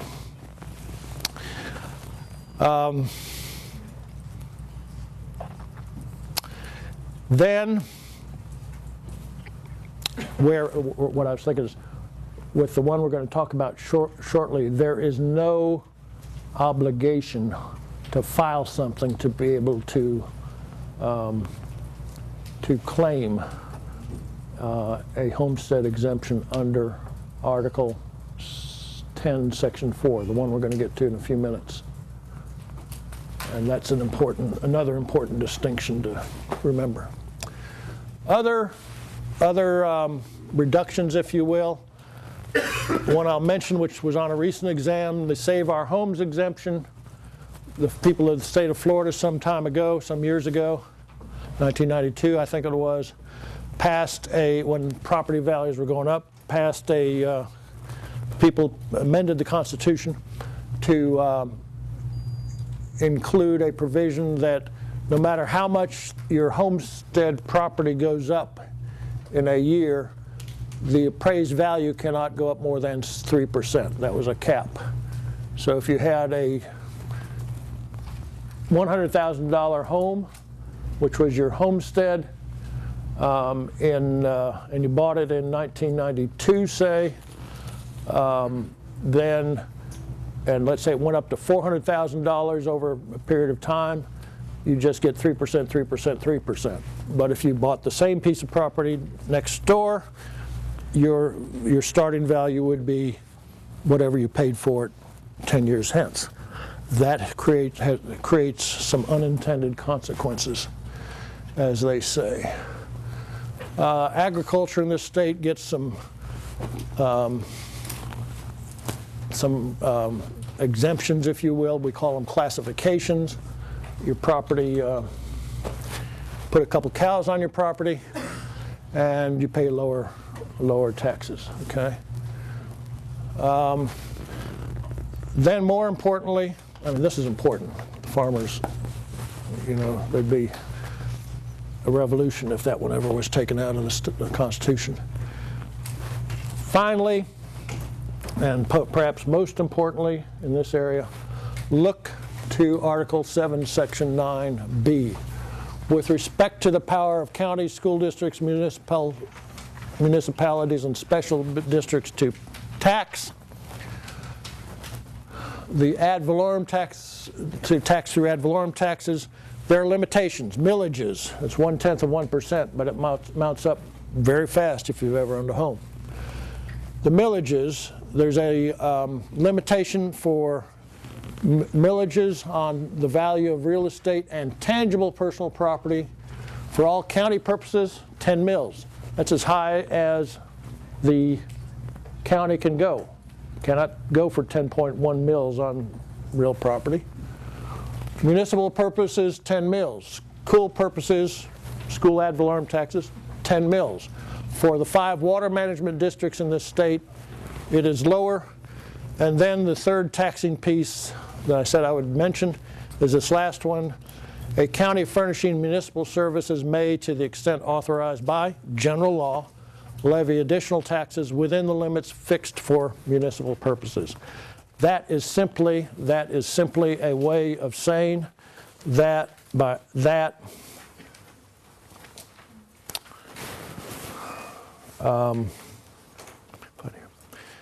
is simply a way, I'm now speaking about C.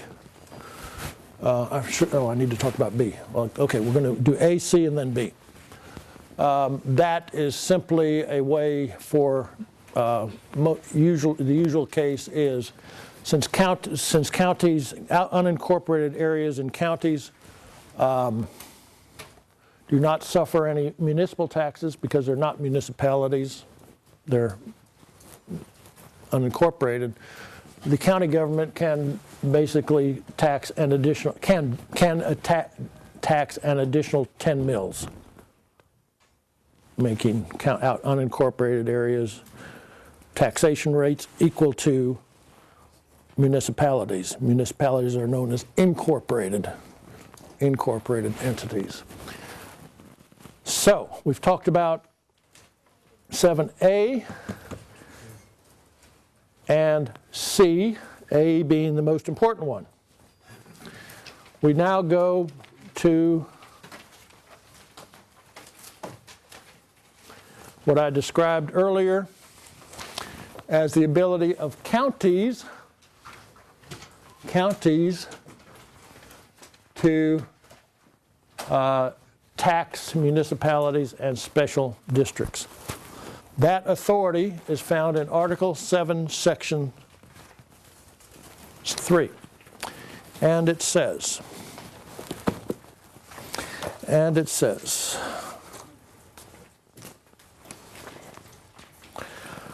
all property owned by a municipality and used exclusively by it for municipal or public purposes shall be exempt from taxation, period.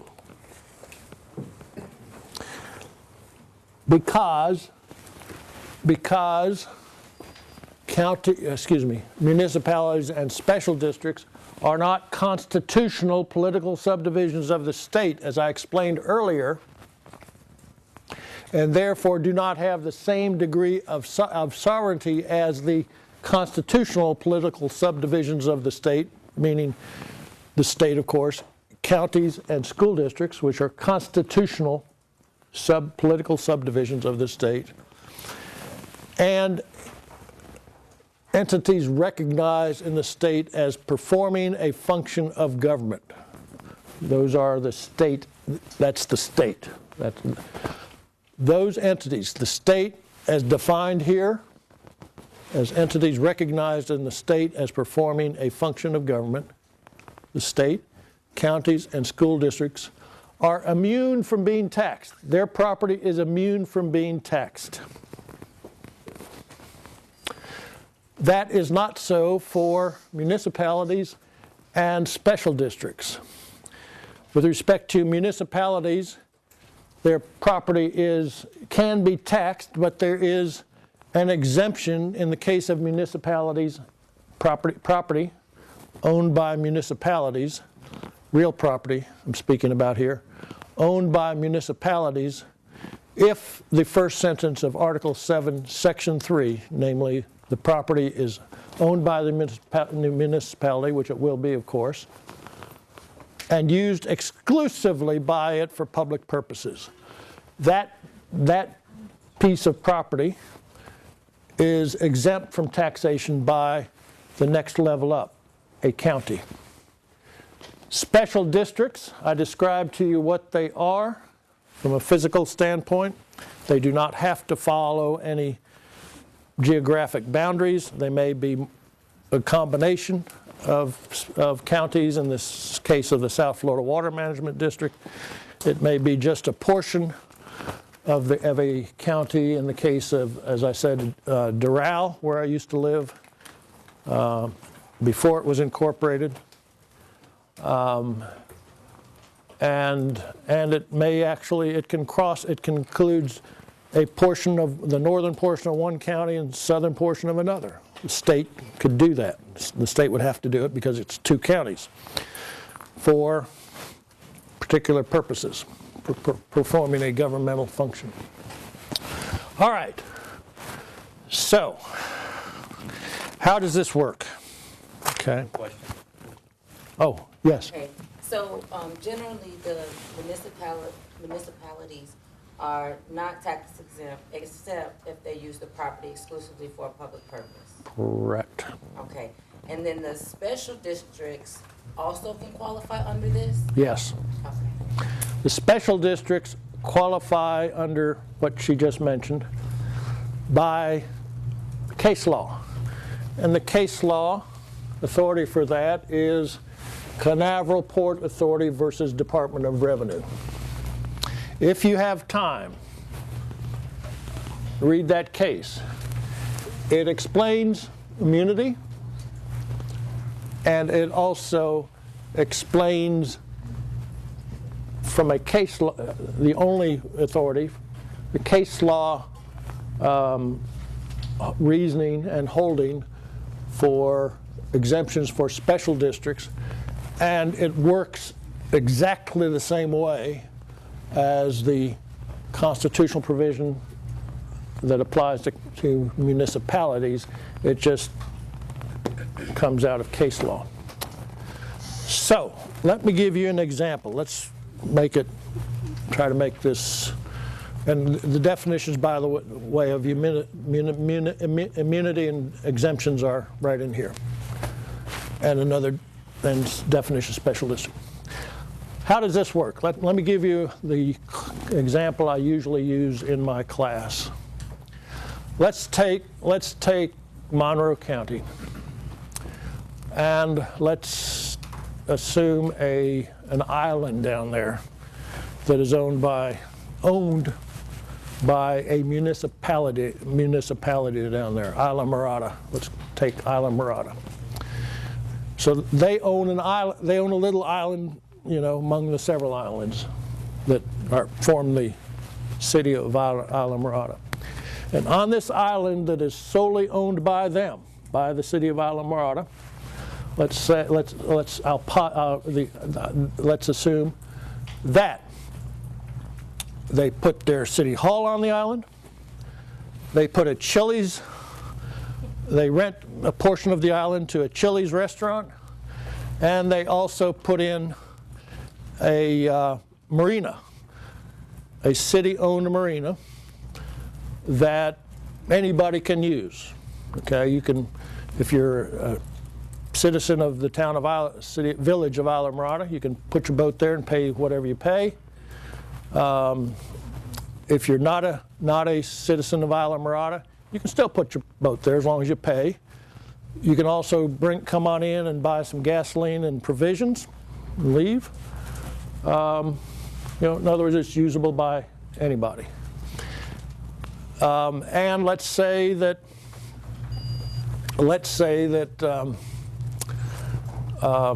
all of these revenues from the marina, of course, go into the public revenue for the city, and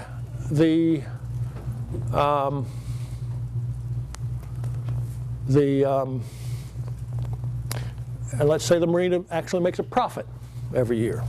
Okay. All right. So let's further assume that the County Commission of Monroe County votes to levy an ad valorem tax on all of that property. And the mayor of Isla Mirada comes screaming into your office one day, and she says, "How in God's name can one government tax another?" Right? It just makes no sense. And you respond as follows. Madam Mayor, here we have this provision. Your municipality, your town that you're the head of, is not constitutionally immune from taxation. You're not part of the list. But what happened here? I don't know what that is. Does anybody know? Just do that? Okay. However, you might not have to pay taxes on all of that because it applies only to property owned by a municipality and used exclusively by it for public purposes. So you advise your mayor, number one, you're good with respect to the city hall. It's property owned by a municipality and it's used exclusively by the public for a public purpose. No big deal, right? Two, the Chili's. The Chili's, of course, is a private entity that you lease the property to. So you still own the property, you, City of Alameda, still owns the property underneath the Chili's. Is that property owned by a municipality? Yes. Is it used exclusively by the municipality for public purposes? No. So, your best advice to your mayor is the land under the Chili's is probably going to be subject to an ad valorem tax. Can't get out of that one. That one's actually a pretty easy call. Then you come to the marina. The marina is property owned by a municipality. It is used by the people of Islamorada, but it's also used by anybody else who wants to come in there. So we run it through our little test. It's owned. Is it used exclusively for a public purpose? Well, yeah. I mean, everybody that goes in there is a member of the public, right? Or you might just say, well, not so fast. It is, the public purpose there is for the city of Islamorada. So there's the twist. And so the cases go both ways on that. That's the close question of the three. Yeah. When we're saying governmental function, are we saying like just open to the public, like just in a sense of, you know how in eminent domain when we say like public function, it just means like open where anybody in the public can use it? Or do we mean like something generally that a government would do? Like running a town or like doing whatever? Are you speaking of the public purpose phrase? Oh, okay, in your example, we were saying like with the marina. Mm-hmm. So are we saying is the purpose either that, you know, it's something that a municipality would generally do, would generally have a place for people to dock, or are we saying, is it that it's open to the public, open to anybody to come? That's the issue. Actually, I think I'm missing a phrase up in there, by the way. A property owned by a municipality and used exclusively by it for municipal. I don't think that's up there, is it? Right. I don't see it anyway. Used exclusively for municipal or public purposes. I would say this is not being used exclusively for a municipal purpose because other people can come in and use it. Public purpose, you know, is a public purpose just for the folks of Islamorada or somebody else? That's the question. The question, to answer your question, it's an open question, which is why I use it. My court, in a majority opinion some years ago, written by Judge Levy's, who some of you know, and in dissent by Shepard, of course he was right now, you all agree with this, right? Because he's not here. Concluded that the marina was exempt. If you go up to the 5th District Court of Appeal, there's a marina, and they ruled the other way. But this illustrates, and part of my reasoning was simply that, you know, this marina is no different than the marina down the street or up the street that's doing exactly the same thing. So why should the county not pay taxes? So that's the point, and the same thing applies to Canaveral Port Authority. It was sort of an island up there in exactly the same point. The point is to know Article 7, Section 3, and remember the phrase that I didn't put in there. I'll have to try to fix it. So, what we finally learned through all of this is that local governments are very restrained because they do not have plenary power to tax. They're always looking for ways around. Is that correct? Yes. It's okay. Oh, no, we go to 5:30. Okay, right? We go to 5:30. Okay. Local governments. This is considered a low-tax state. Local governments are restrained. They do not have a plenary power to tax. So they're always out there looking for other other revenue-raising opportunities. And over the years, these three have developed, used almost, let's say 90% by local governments. This one is used sometimes, meaning fees used by state government as well. But these are the three ways by which local governments augment their revenue, because theirs is restricted by the state constitution. Impact fees, special assessments, and user fees. You will not read anything about impact fees or user fees, and even well, I'm not sure about special assessments as I stand here. These are not constitutionally authorized revenue-raising methods, put it that way. So, they are what I call non-tax sources of revenues. These are not taxes. We are now moving in our outline. We're now moving in our outline from taxes, taxation, not Roman numeral 1, to Roman numeral 2. So,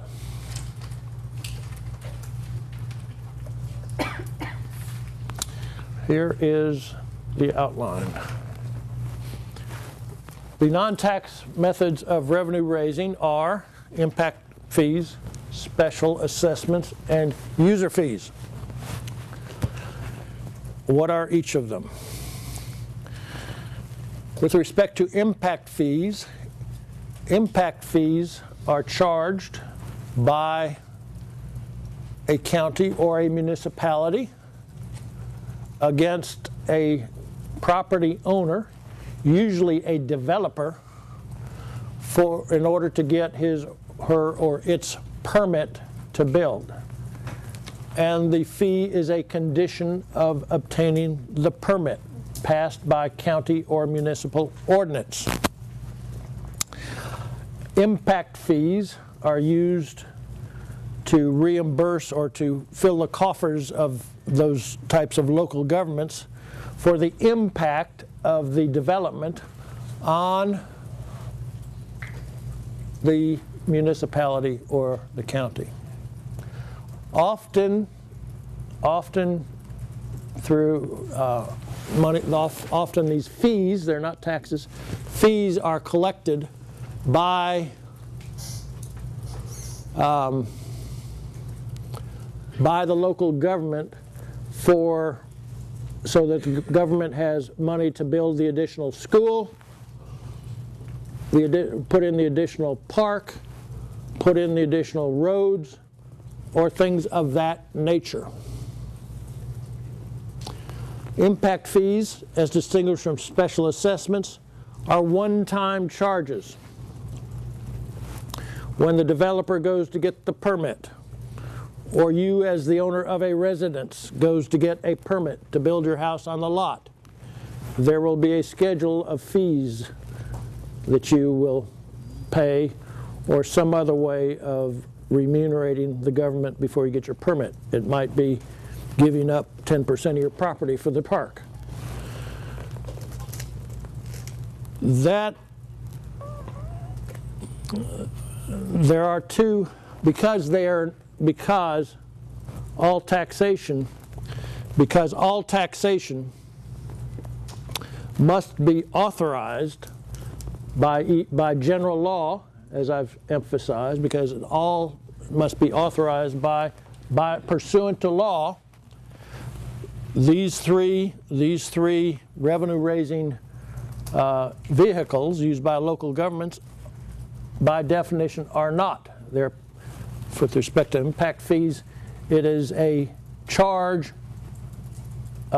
established by local government, not pursuant to law, not pursuant to Article 7, Section 1. The developer or person who wishes to oppose paying that impact fee, therefore, as in the case of Hollywood Inc., a developer versus Broward County, could bring suit in saying that this fee is really an unlawful tax. You know, it looks like a duck, quacks like a duck, that sort of thing. But we know it's not authorized pursuant to law, the first sentence of Article 7, Section 1.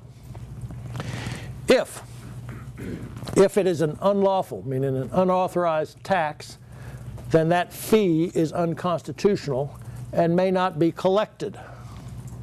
Nevertheless, through case law, starting back with that around the time of that case that is listed there, through case law, it has been developed that a impact fee is not an unconstitutional tax if, once the challenge is made, the government entity seeking to impose the fee can come back and demonstrate a reasonable connection or rational nexus between the need for the capital facilities and the growth of the population generated, sometimes called Prog 1, or 2, a reasonable connection or rational nexus between the expenditure of funds collected and the benefits accruing to the subdivision.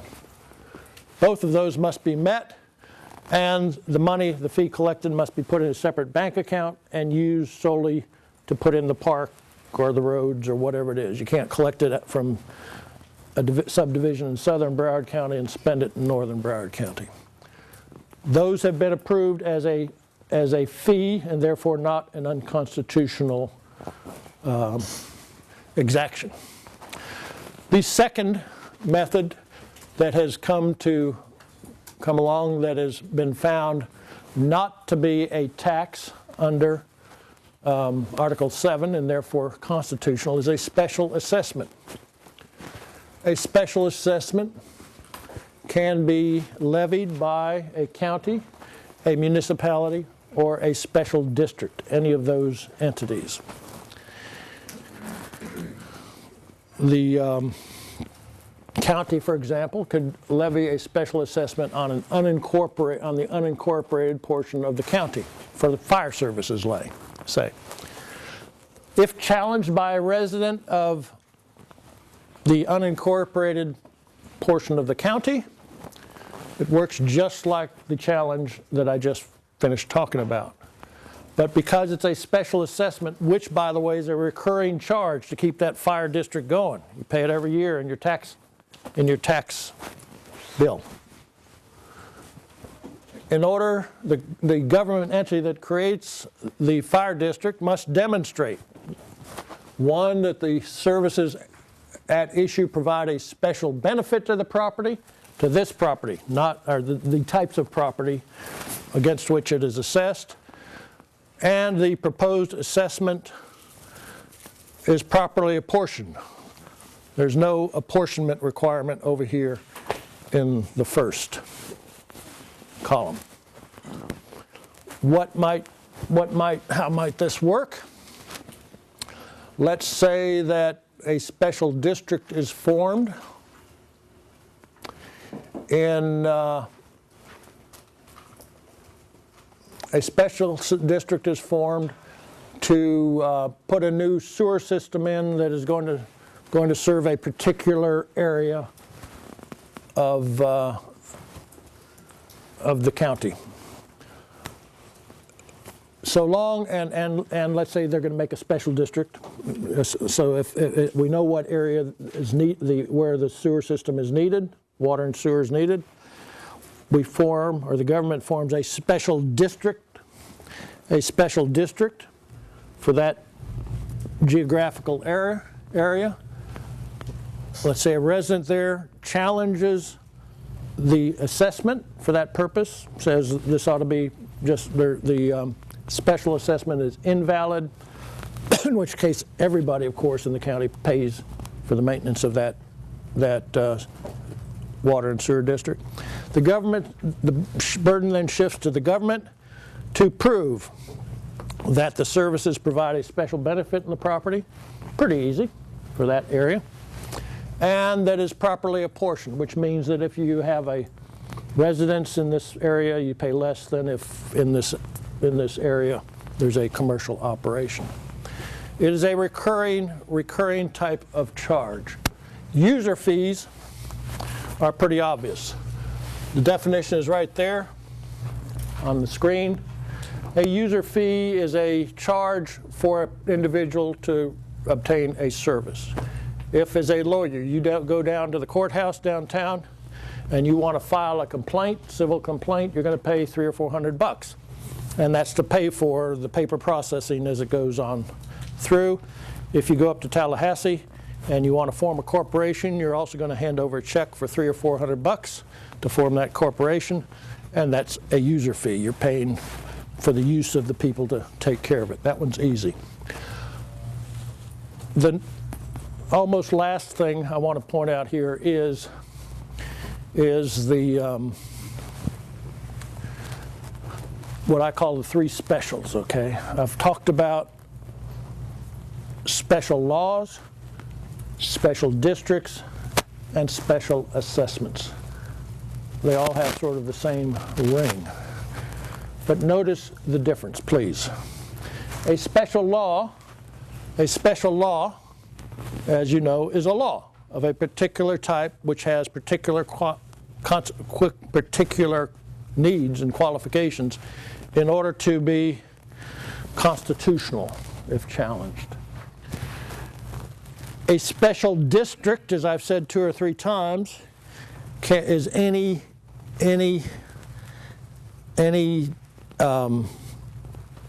area that is established either by the state of Florida, in the case of, say, the Water Management District. If it's more than one county, you've got to get the state involved, or a county or a municipality. That is nothing more than a declaration of a geographical area. A special district is not much good for anything unless it has money. A special district, therefore, with respect to special districts can be funded in several different ways, provided that the money coming in is recurring, because a special district is there. They can't just have it. Like, impact fees would not be a good way to fund a special district, probably. A special district can, and you might be able to, but the ordinary way that special districts are funded are either through ad valorem taxes, special assessments, and user fees. There's a user fee, for example, for the solid waste plant, then the person has to pay it every month to get the service. That could do it. So the point being that that the differences between the three and the differences between the three and the funding of special districts. Next, we want to go to Article 7, the last half of Article 7, last half of the divide. Article 7, sections 10 through 18. This, just like the restrictions on local governments, taxation, comes out of the Depression era when we were when the people of the state, a lot of municipalities, everything went bankrupt. And so the people of this state amended their constitution as follows. In section 10, which is the beginning of wisdom on the bond side, on this, pledging credit. Here's where it starts. Read along with me if you like. Neither the state nor any county, school district, municipality, or special district or agency of them shall become a joint owner with or stockholder of, or give, lend, or use its taxing power or credit to aid any corporation, association, partnership, or person. But this shall not prohibit laws authorizing, and then there's a short list of which we'll speak about section C, among other sections of this group. I'm going to come back to Article 7, Section 10C, do it last. I'm going to start with state bonds. Bonds is nothing more than borrowing, like your home mortgage. It's just in the government's called bonds. Article 7, Section 11A through C, which is in your text. A through C authorizes the state itself to borrow. But there are restrictions contained in Article 7, Section 11A through C, that these type bonds are bonds which pledge the full faith and credit of the state. That means all of the assets the state owns. And in fact, if the state were to default on those bonds, a court could and would and has ordered the state to pay them. These bonds are good bonds. State bonds pledging the full faith and credit of the state may be issued only to finance or refinance the cost of fixed capital outlay projects, roads, buildings, things like that, and only if approved by the electors, and then only up to about 50% of the average amount collected every year. Those are the two main requirements. Why is there a requirement of approval of the electors? Because the full faith and credit is pledged for the reason in the way I just said, or as I put it, the public fisc is at risk. When the public fisc is at risk, then the people have said, state legislature, you're not going to borrow unless we say so. Secondly, in state bonds is the flip side of it. If the public fisc is not at risk, the bonds are called non-recourse bonds. A non-recourse bond does not pledge the full faith and credit of the state and is payable from sources other than state revenues. And for that, because the public fisc is not at risk, approval of the electors is not required. The example might be the Florida Skyway over there on the West Coast. That thing has been built twice, I think, that I know of. And those bonds are paid out of non-recourse bonds. Local bonds, Article 7, Section 12, Article 7, Elections 12, mirrors Article 7, Section 11. Article 7, Section 12 permits local governments of all types to borrow and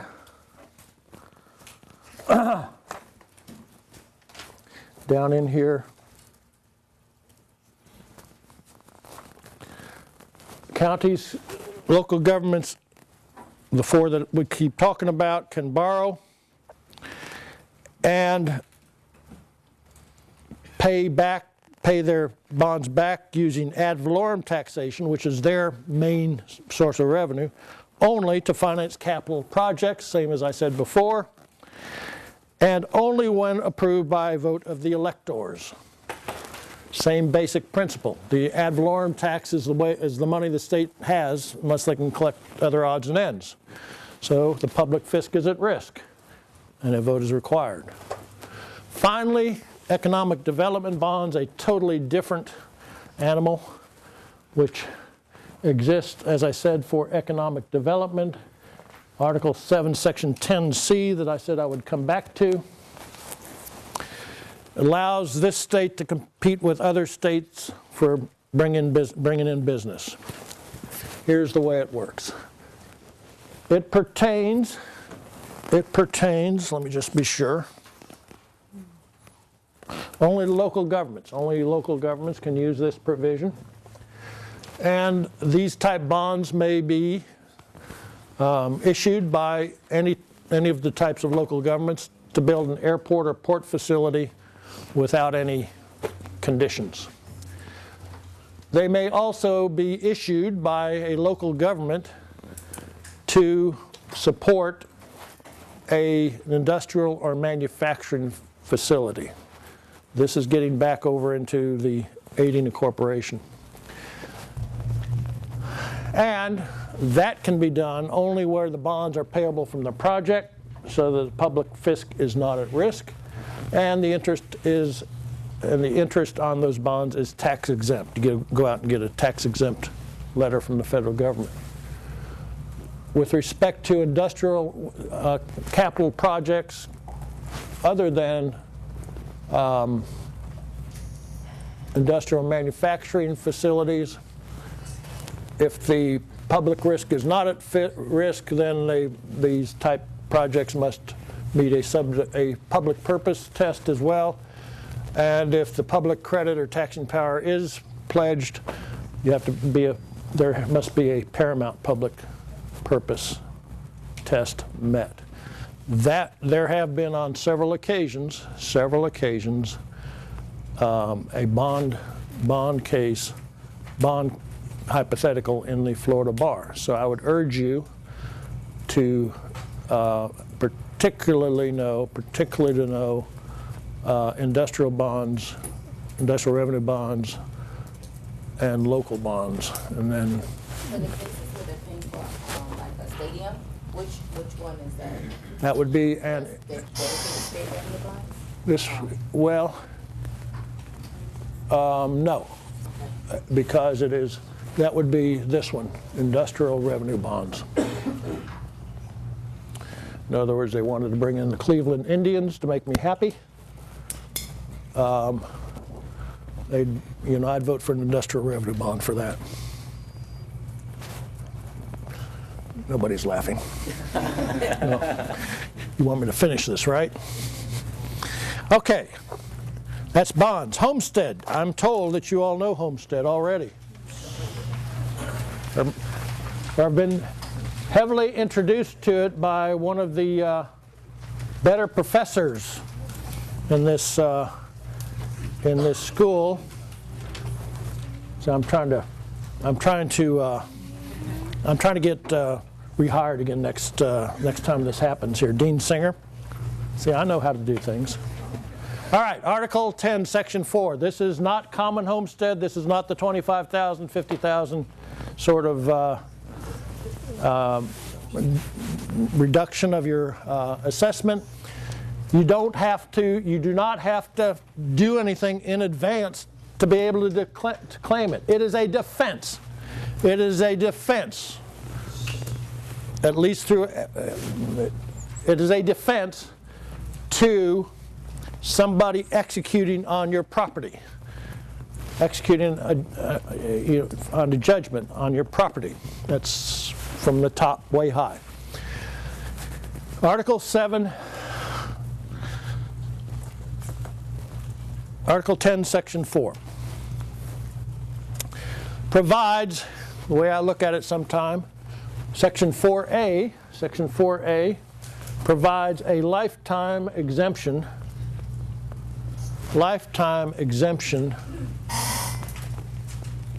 from creditors' claims. That's the judgment, execution. Ms. Contreras has a $10,000 credit card judgment against her, say. And she owns a house here in Dade County. And she meets all of the requirements for that piece of property to be a homestead, which we'll talk about in a minute. The credit card company goes downtown to the courthouse and says it wants a writ of execution to sell her house for the $10,000. She hears about it. What she does is she goes down and intervenes in that law. Well, she goes down she's already part of it, and she petitions that the house is exempt from execution because it is her homestead. During her lifetime, or so long as she makes that her homestead, the credit card company cannot get repaid out of her house.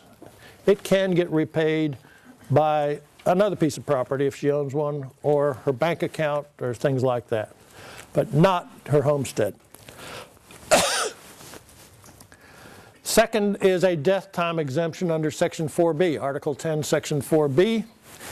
And it says, as the text says here for B, the exemptions that Ms. Contreras has inures to a surviving spouse or her heirs at the time of her death if the property is her homestead, if it is qualifying homestead at that moment. We will explain. 4C, Section 4C provides other protections for the homesteader. That is, there's a limitation on devise. If the property, if Ms. Contreras owns a piece of property in her name and it qualifies as her homestead, and she has a spouse or a minor child, no matter where that spouse lives, whether you're separated or not, or where the child lives, any devise that she makes to a friend or anybody else, including her spouse, if there's a minor child, is invalid, and the property passes under Section 40. What is it? 4040.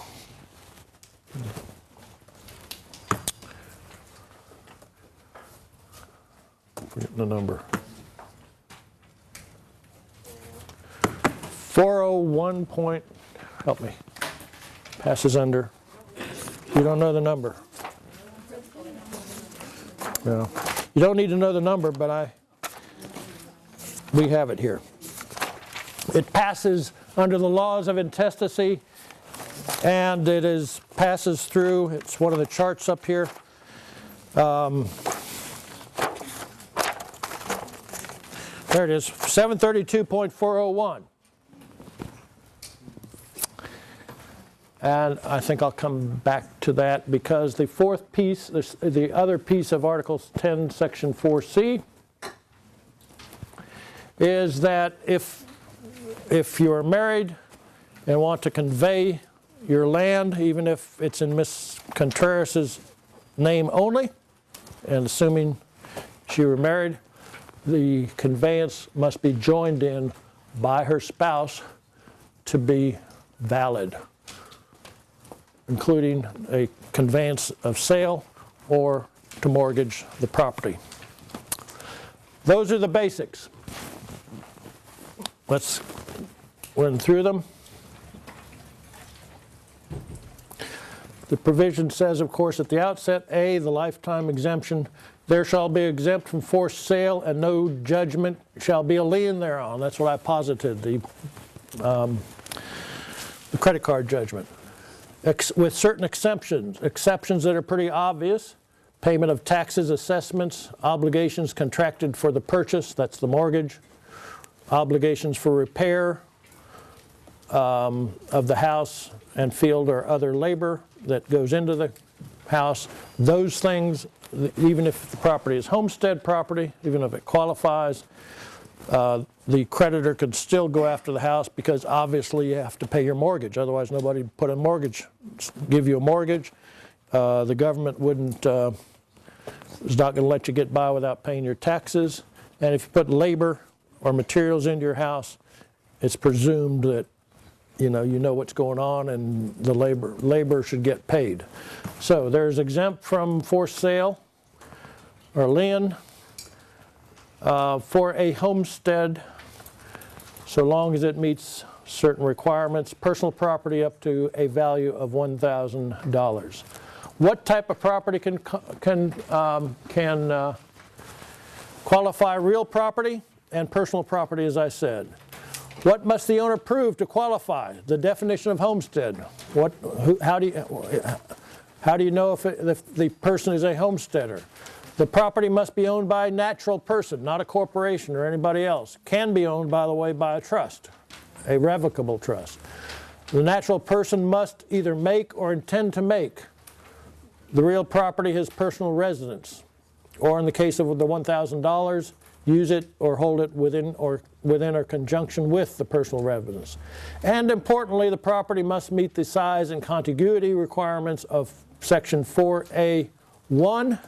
That I will pause to point out is 180 acres of land outside a municipality.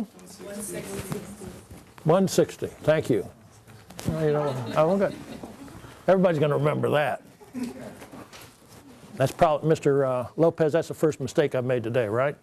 So how's come you didn't catch me? You're supposed to watch my back. We haven't gotten there in class yet. Yeah, well, that's true. Yeah, okay. You're excused.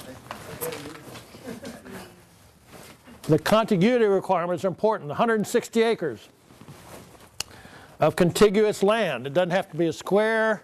It can be all sorts of squiggly stuff so long as contiguous.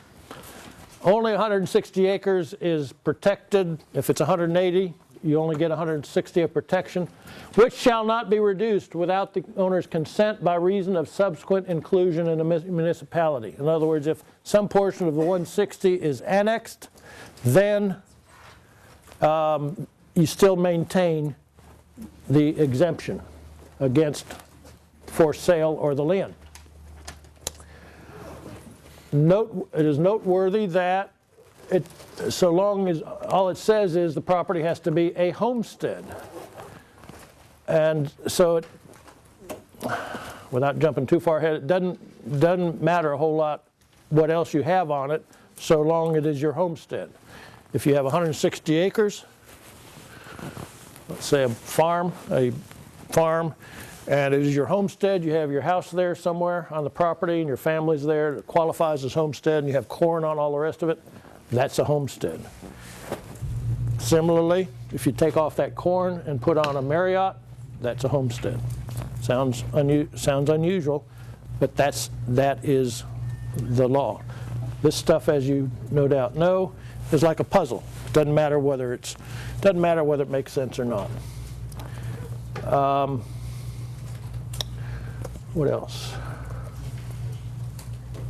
All right, we talked with respect to the property inside a municipality. It's different. It's different. Inside, you're restricted to a half an acre, and it's, as it says, it is the half acre that is used as your residence, or is used by your family as the residence. So if you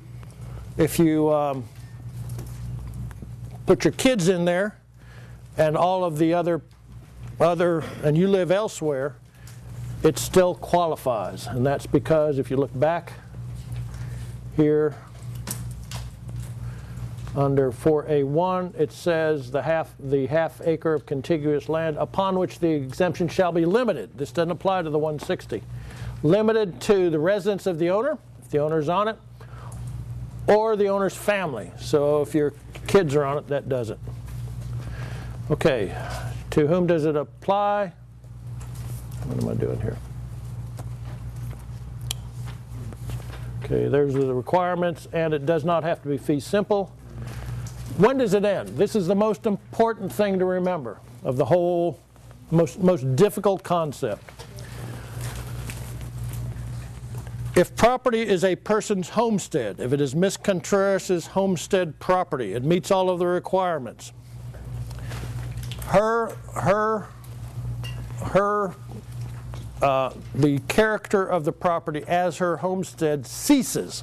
It ends. It ends the moment she dies. It also ends the moment she leaves that property to go to North Carolina to live and doesn't live there anymore. It also ends the moment she sells that property and gets, if she's married, somebody to the spouse to sign. It does not get inherited. However, there's an exception, Article 10, Section 4B. Upon the death of the owner, then the exemption she had, that Ms. Contreras had, against her credit card company cannot then come in and get the money out of the property, because under Article 10, Section 4B, under 4B, upon her death, and this applies only in the case of her death, the property, the exemption inures to the surviving spouse, if she has a surviving spouse alive at the time, or the heirs of the owner. However, if she's not married and the heirs live somewhere else, and she devises that property to her next door neighbor friend, then the inuring clause does not apply. The third column, I have one more question, sorry. Yep. When it says the creditors of the surviving spouse or heirs can unless, can you explain that? Which one are we The talking third about? one, the third bullet, right there. Can you go? Which, You gotta One go you back want. one. back On the again? inuring you were on clause? the page. On the- Oh, inuring clause, okay, sure. Get back to the inuring clause. Article 10, Section 4B says,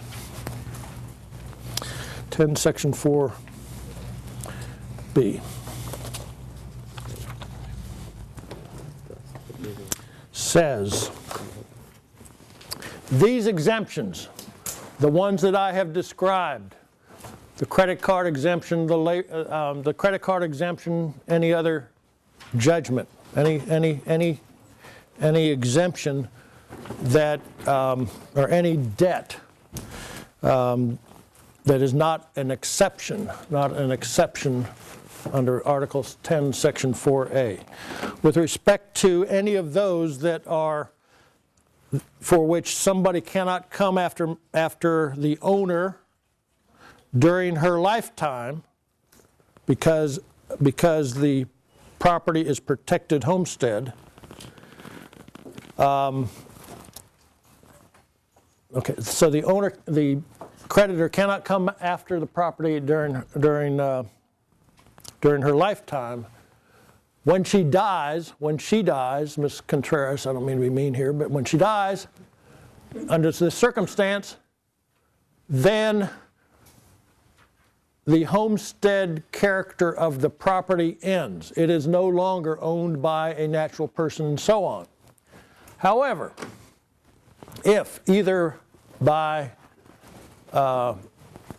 devise, by her to her spouse, or to any heir, which means children, grandparents, whoever is listed in the laws of intestacy, it goes to any of them, then the protection she had, the credit card creditor, the $10,000 loan on the car, whatever else you might have, those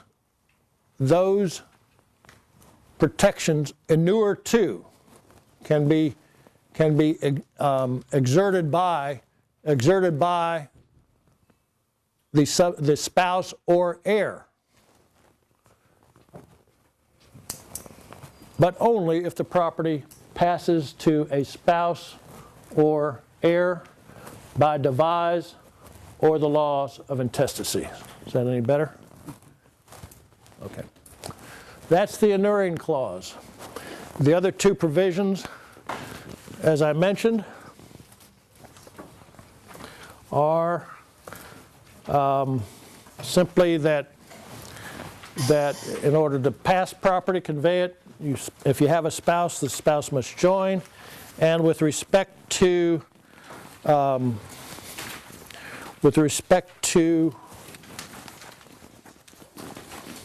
Article 10, Section 4C,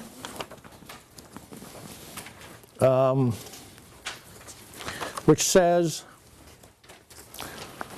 that the homestead is not subject to devise if the owner is survived by spouse or minor child, meaning if either of those are in existence and you try to convey your property to your next door neighbor friend, that will not be lawful. And you go to section 732.401, which is important to read. It says, if not devised as authorized by law. That's what I just described. If you're survived by a minor child or a spouse, you cannot convey that property except to a spouse if you don't have any minor children. That's what this section says. The property then is no longer subject to your will because the devise was invalid. You go to 732.401, one of two things is going to happen. First, the property will, by laws of intestacy, under 732.401, will descend if there's a spouse and descendants, a life estate in the spouse with a vested remainder to the descendants in being at the time of the decedent's death per stirpes, whether those descendants are minors or not. Gets to be a little complicated, but you just have to read the statute. And in such a case, also the surviving spouse has a right of election to split the property, in which case the surviving spouse will become tenants in common to the rest for half the property. I think it's half the property, and the other descendants get all of the rest of it. Is it half? It's half, right? Spouse gets half, and half to everybody else. Okay. So you see, she watches me. All right, let's go on to, you have all the statutes there. Let's go on to Article 1. Article 1 will be somewhat familiar to you because there's some relationship to United States constitutional law. What I'm going to do here is alert you to the important ones. This doesn't mean any of the others are terribly unimportant, but these are the ones I suggest you really know. For the bar exam, and the first one, Article 1, Section 2, Basic Rights. It has three parts that are laid out right there. I put numbers on them. First is all natural persons. This does not apply to corporations. Natural persons, female and male alike. All natural persons are equal before the law. That's the state Equal Protection Clause. 2, have a right to acquire, possess, and protect property. And 3, the third protection is no person shall be deprived of any right because of race, religion, national origin, or physical disability. Note that sex and gender are not in there. There's some historical reasons for that. And it applies only to conduct by the government. Conduct by the government.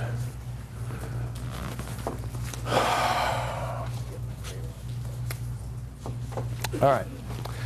So, with respect to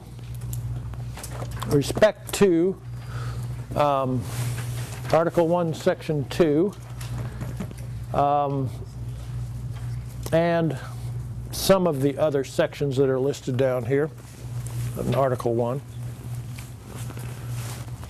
the levels of scrutiny analysis applies in Florida.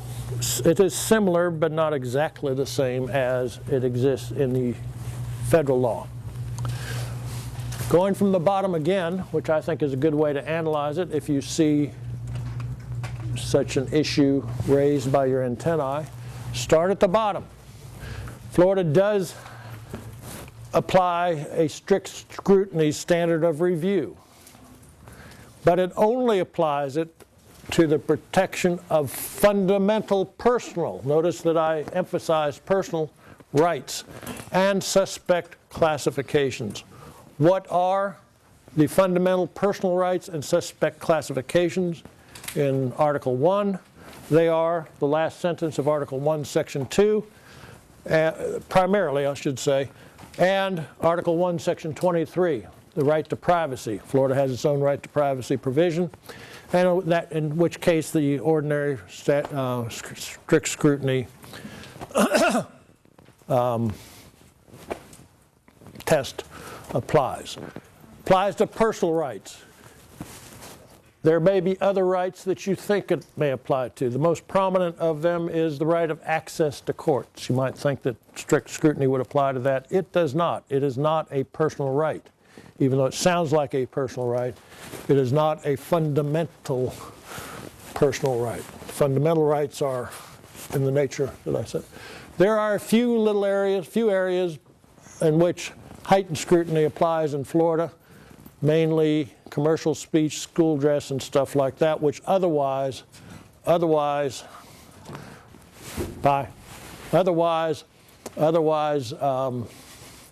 would be under strict scrutiny. And finally, rational scrutiny. Okay? I have 5 minutes.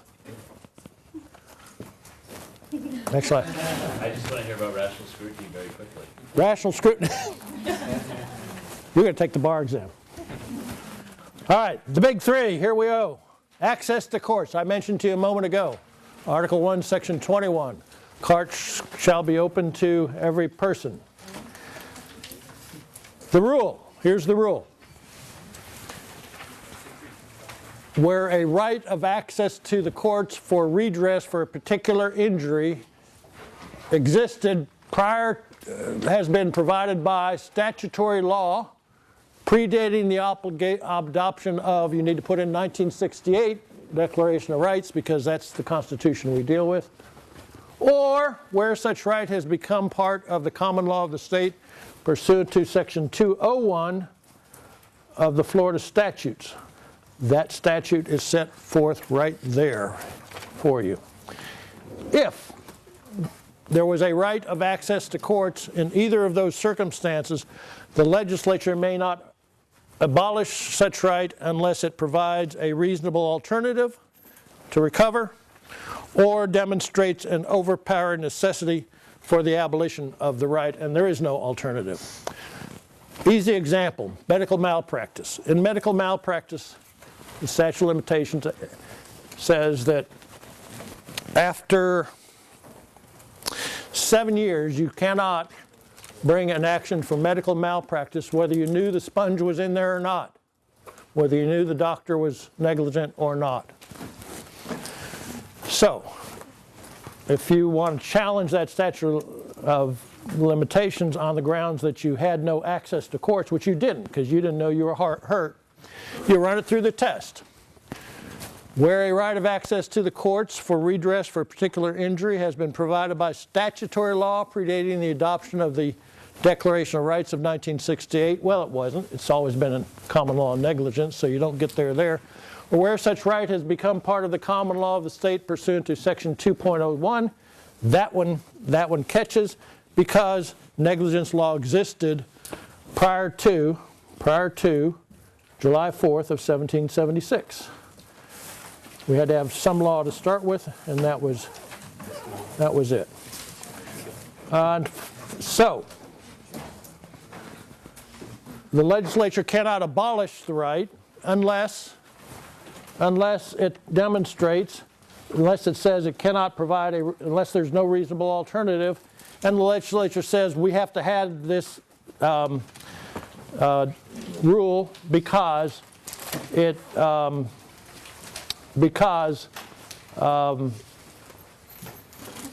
otherwise the doctors and so on would leave the state. That's what Article 1, Section 21 goes to.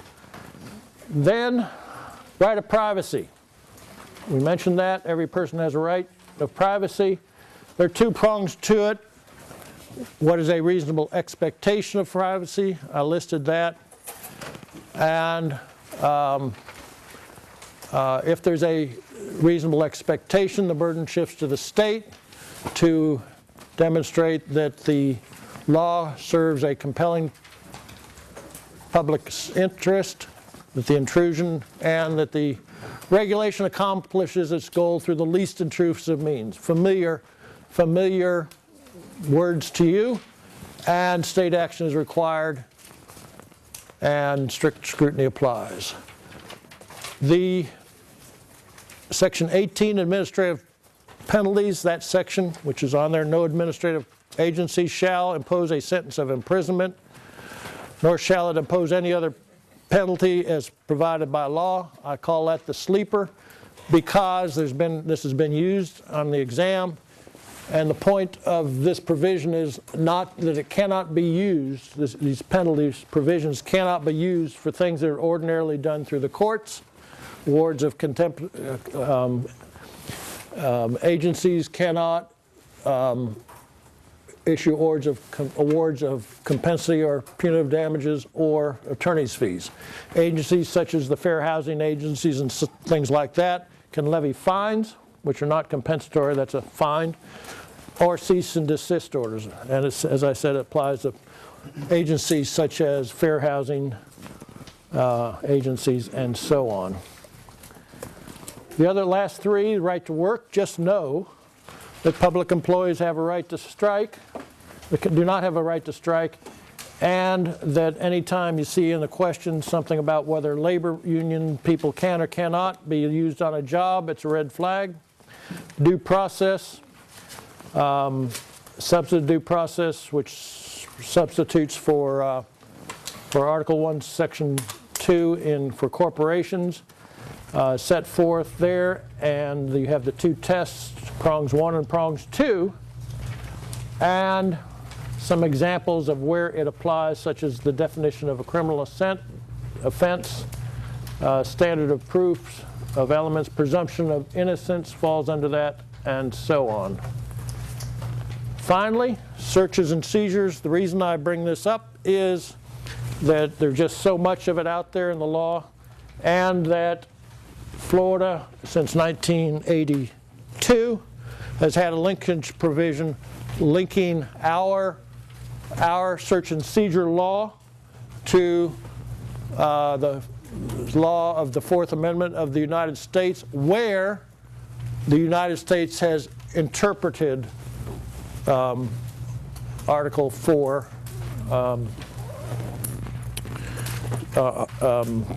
Section 4 of the Bill of Rights. So it's a linkage provision, and the main thing to know about it is the provision only forces the linkage between federal and state law where there's controlling precedent by the United States Supreme Court. Read that and think about it. All right. We have 3 minutes left, right? Mr. Kelly? Time's up. I'm going to quit early? There you go. My puppy.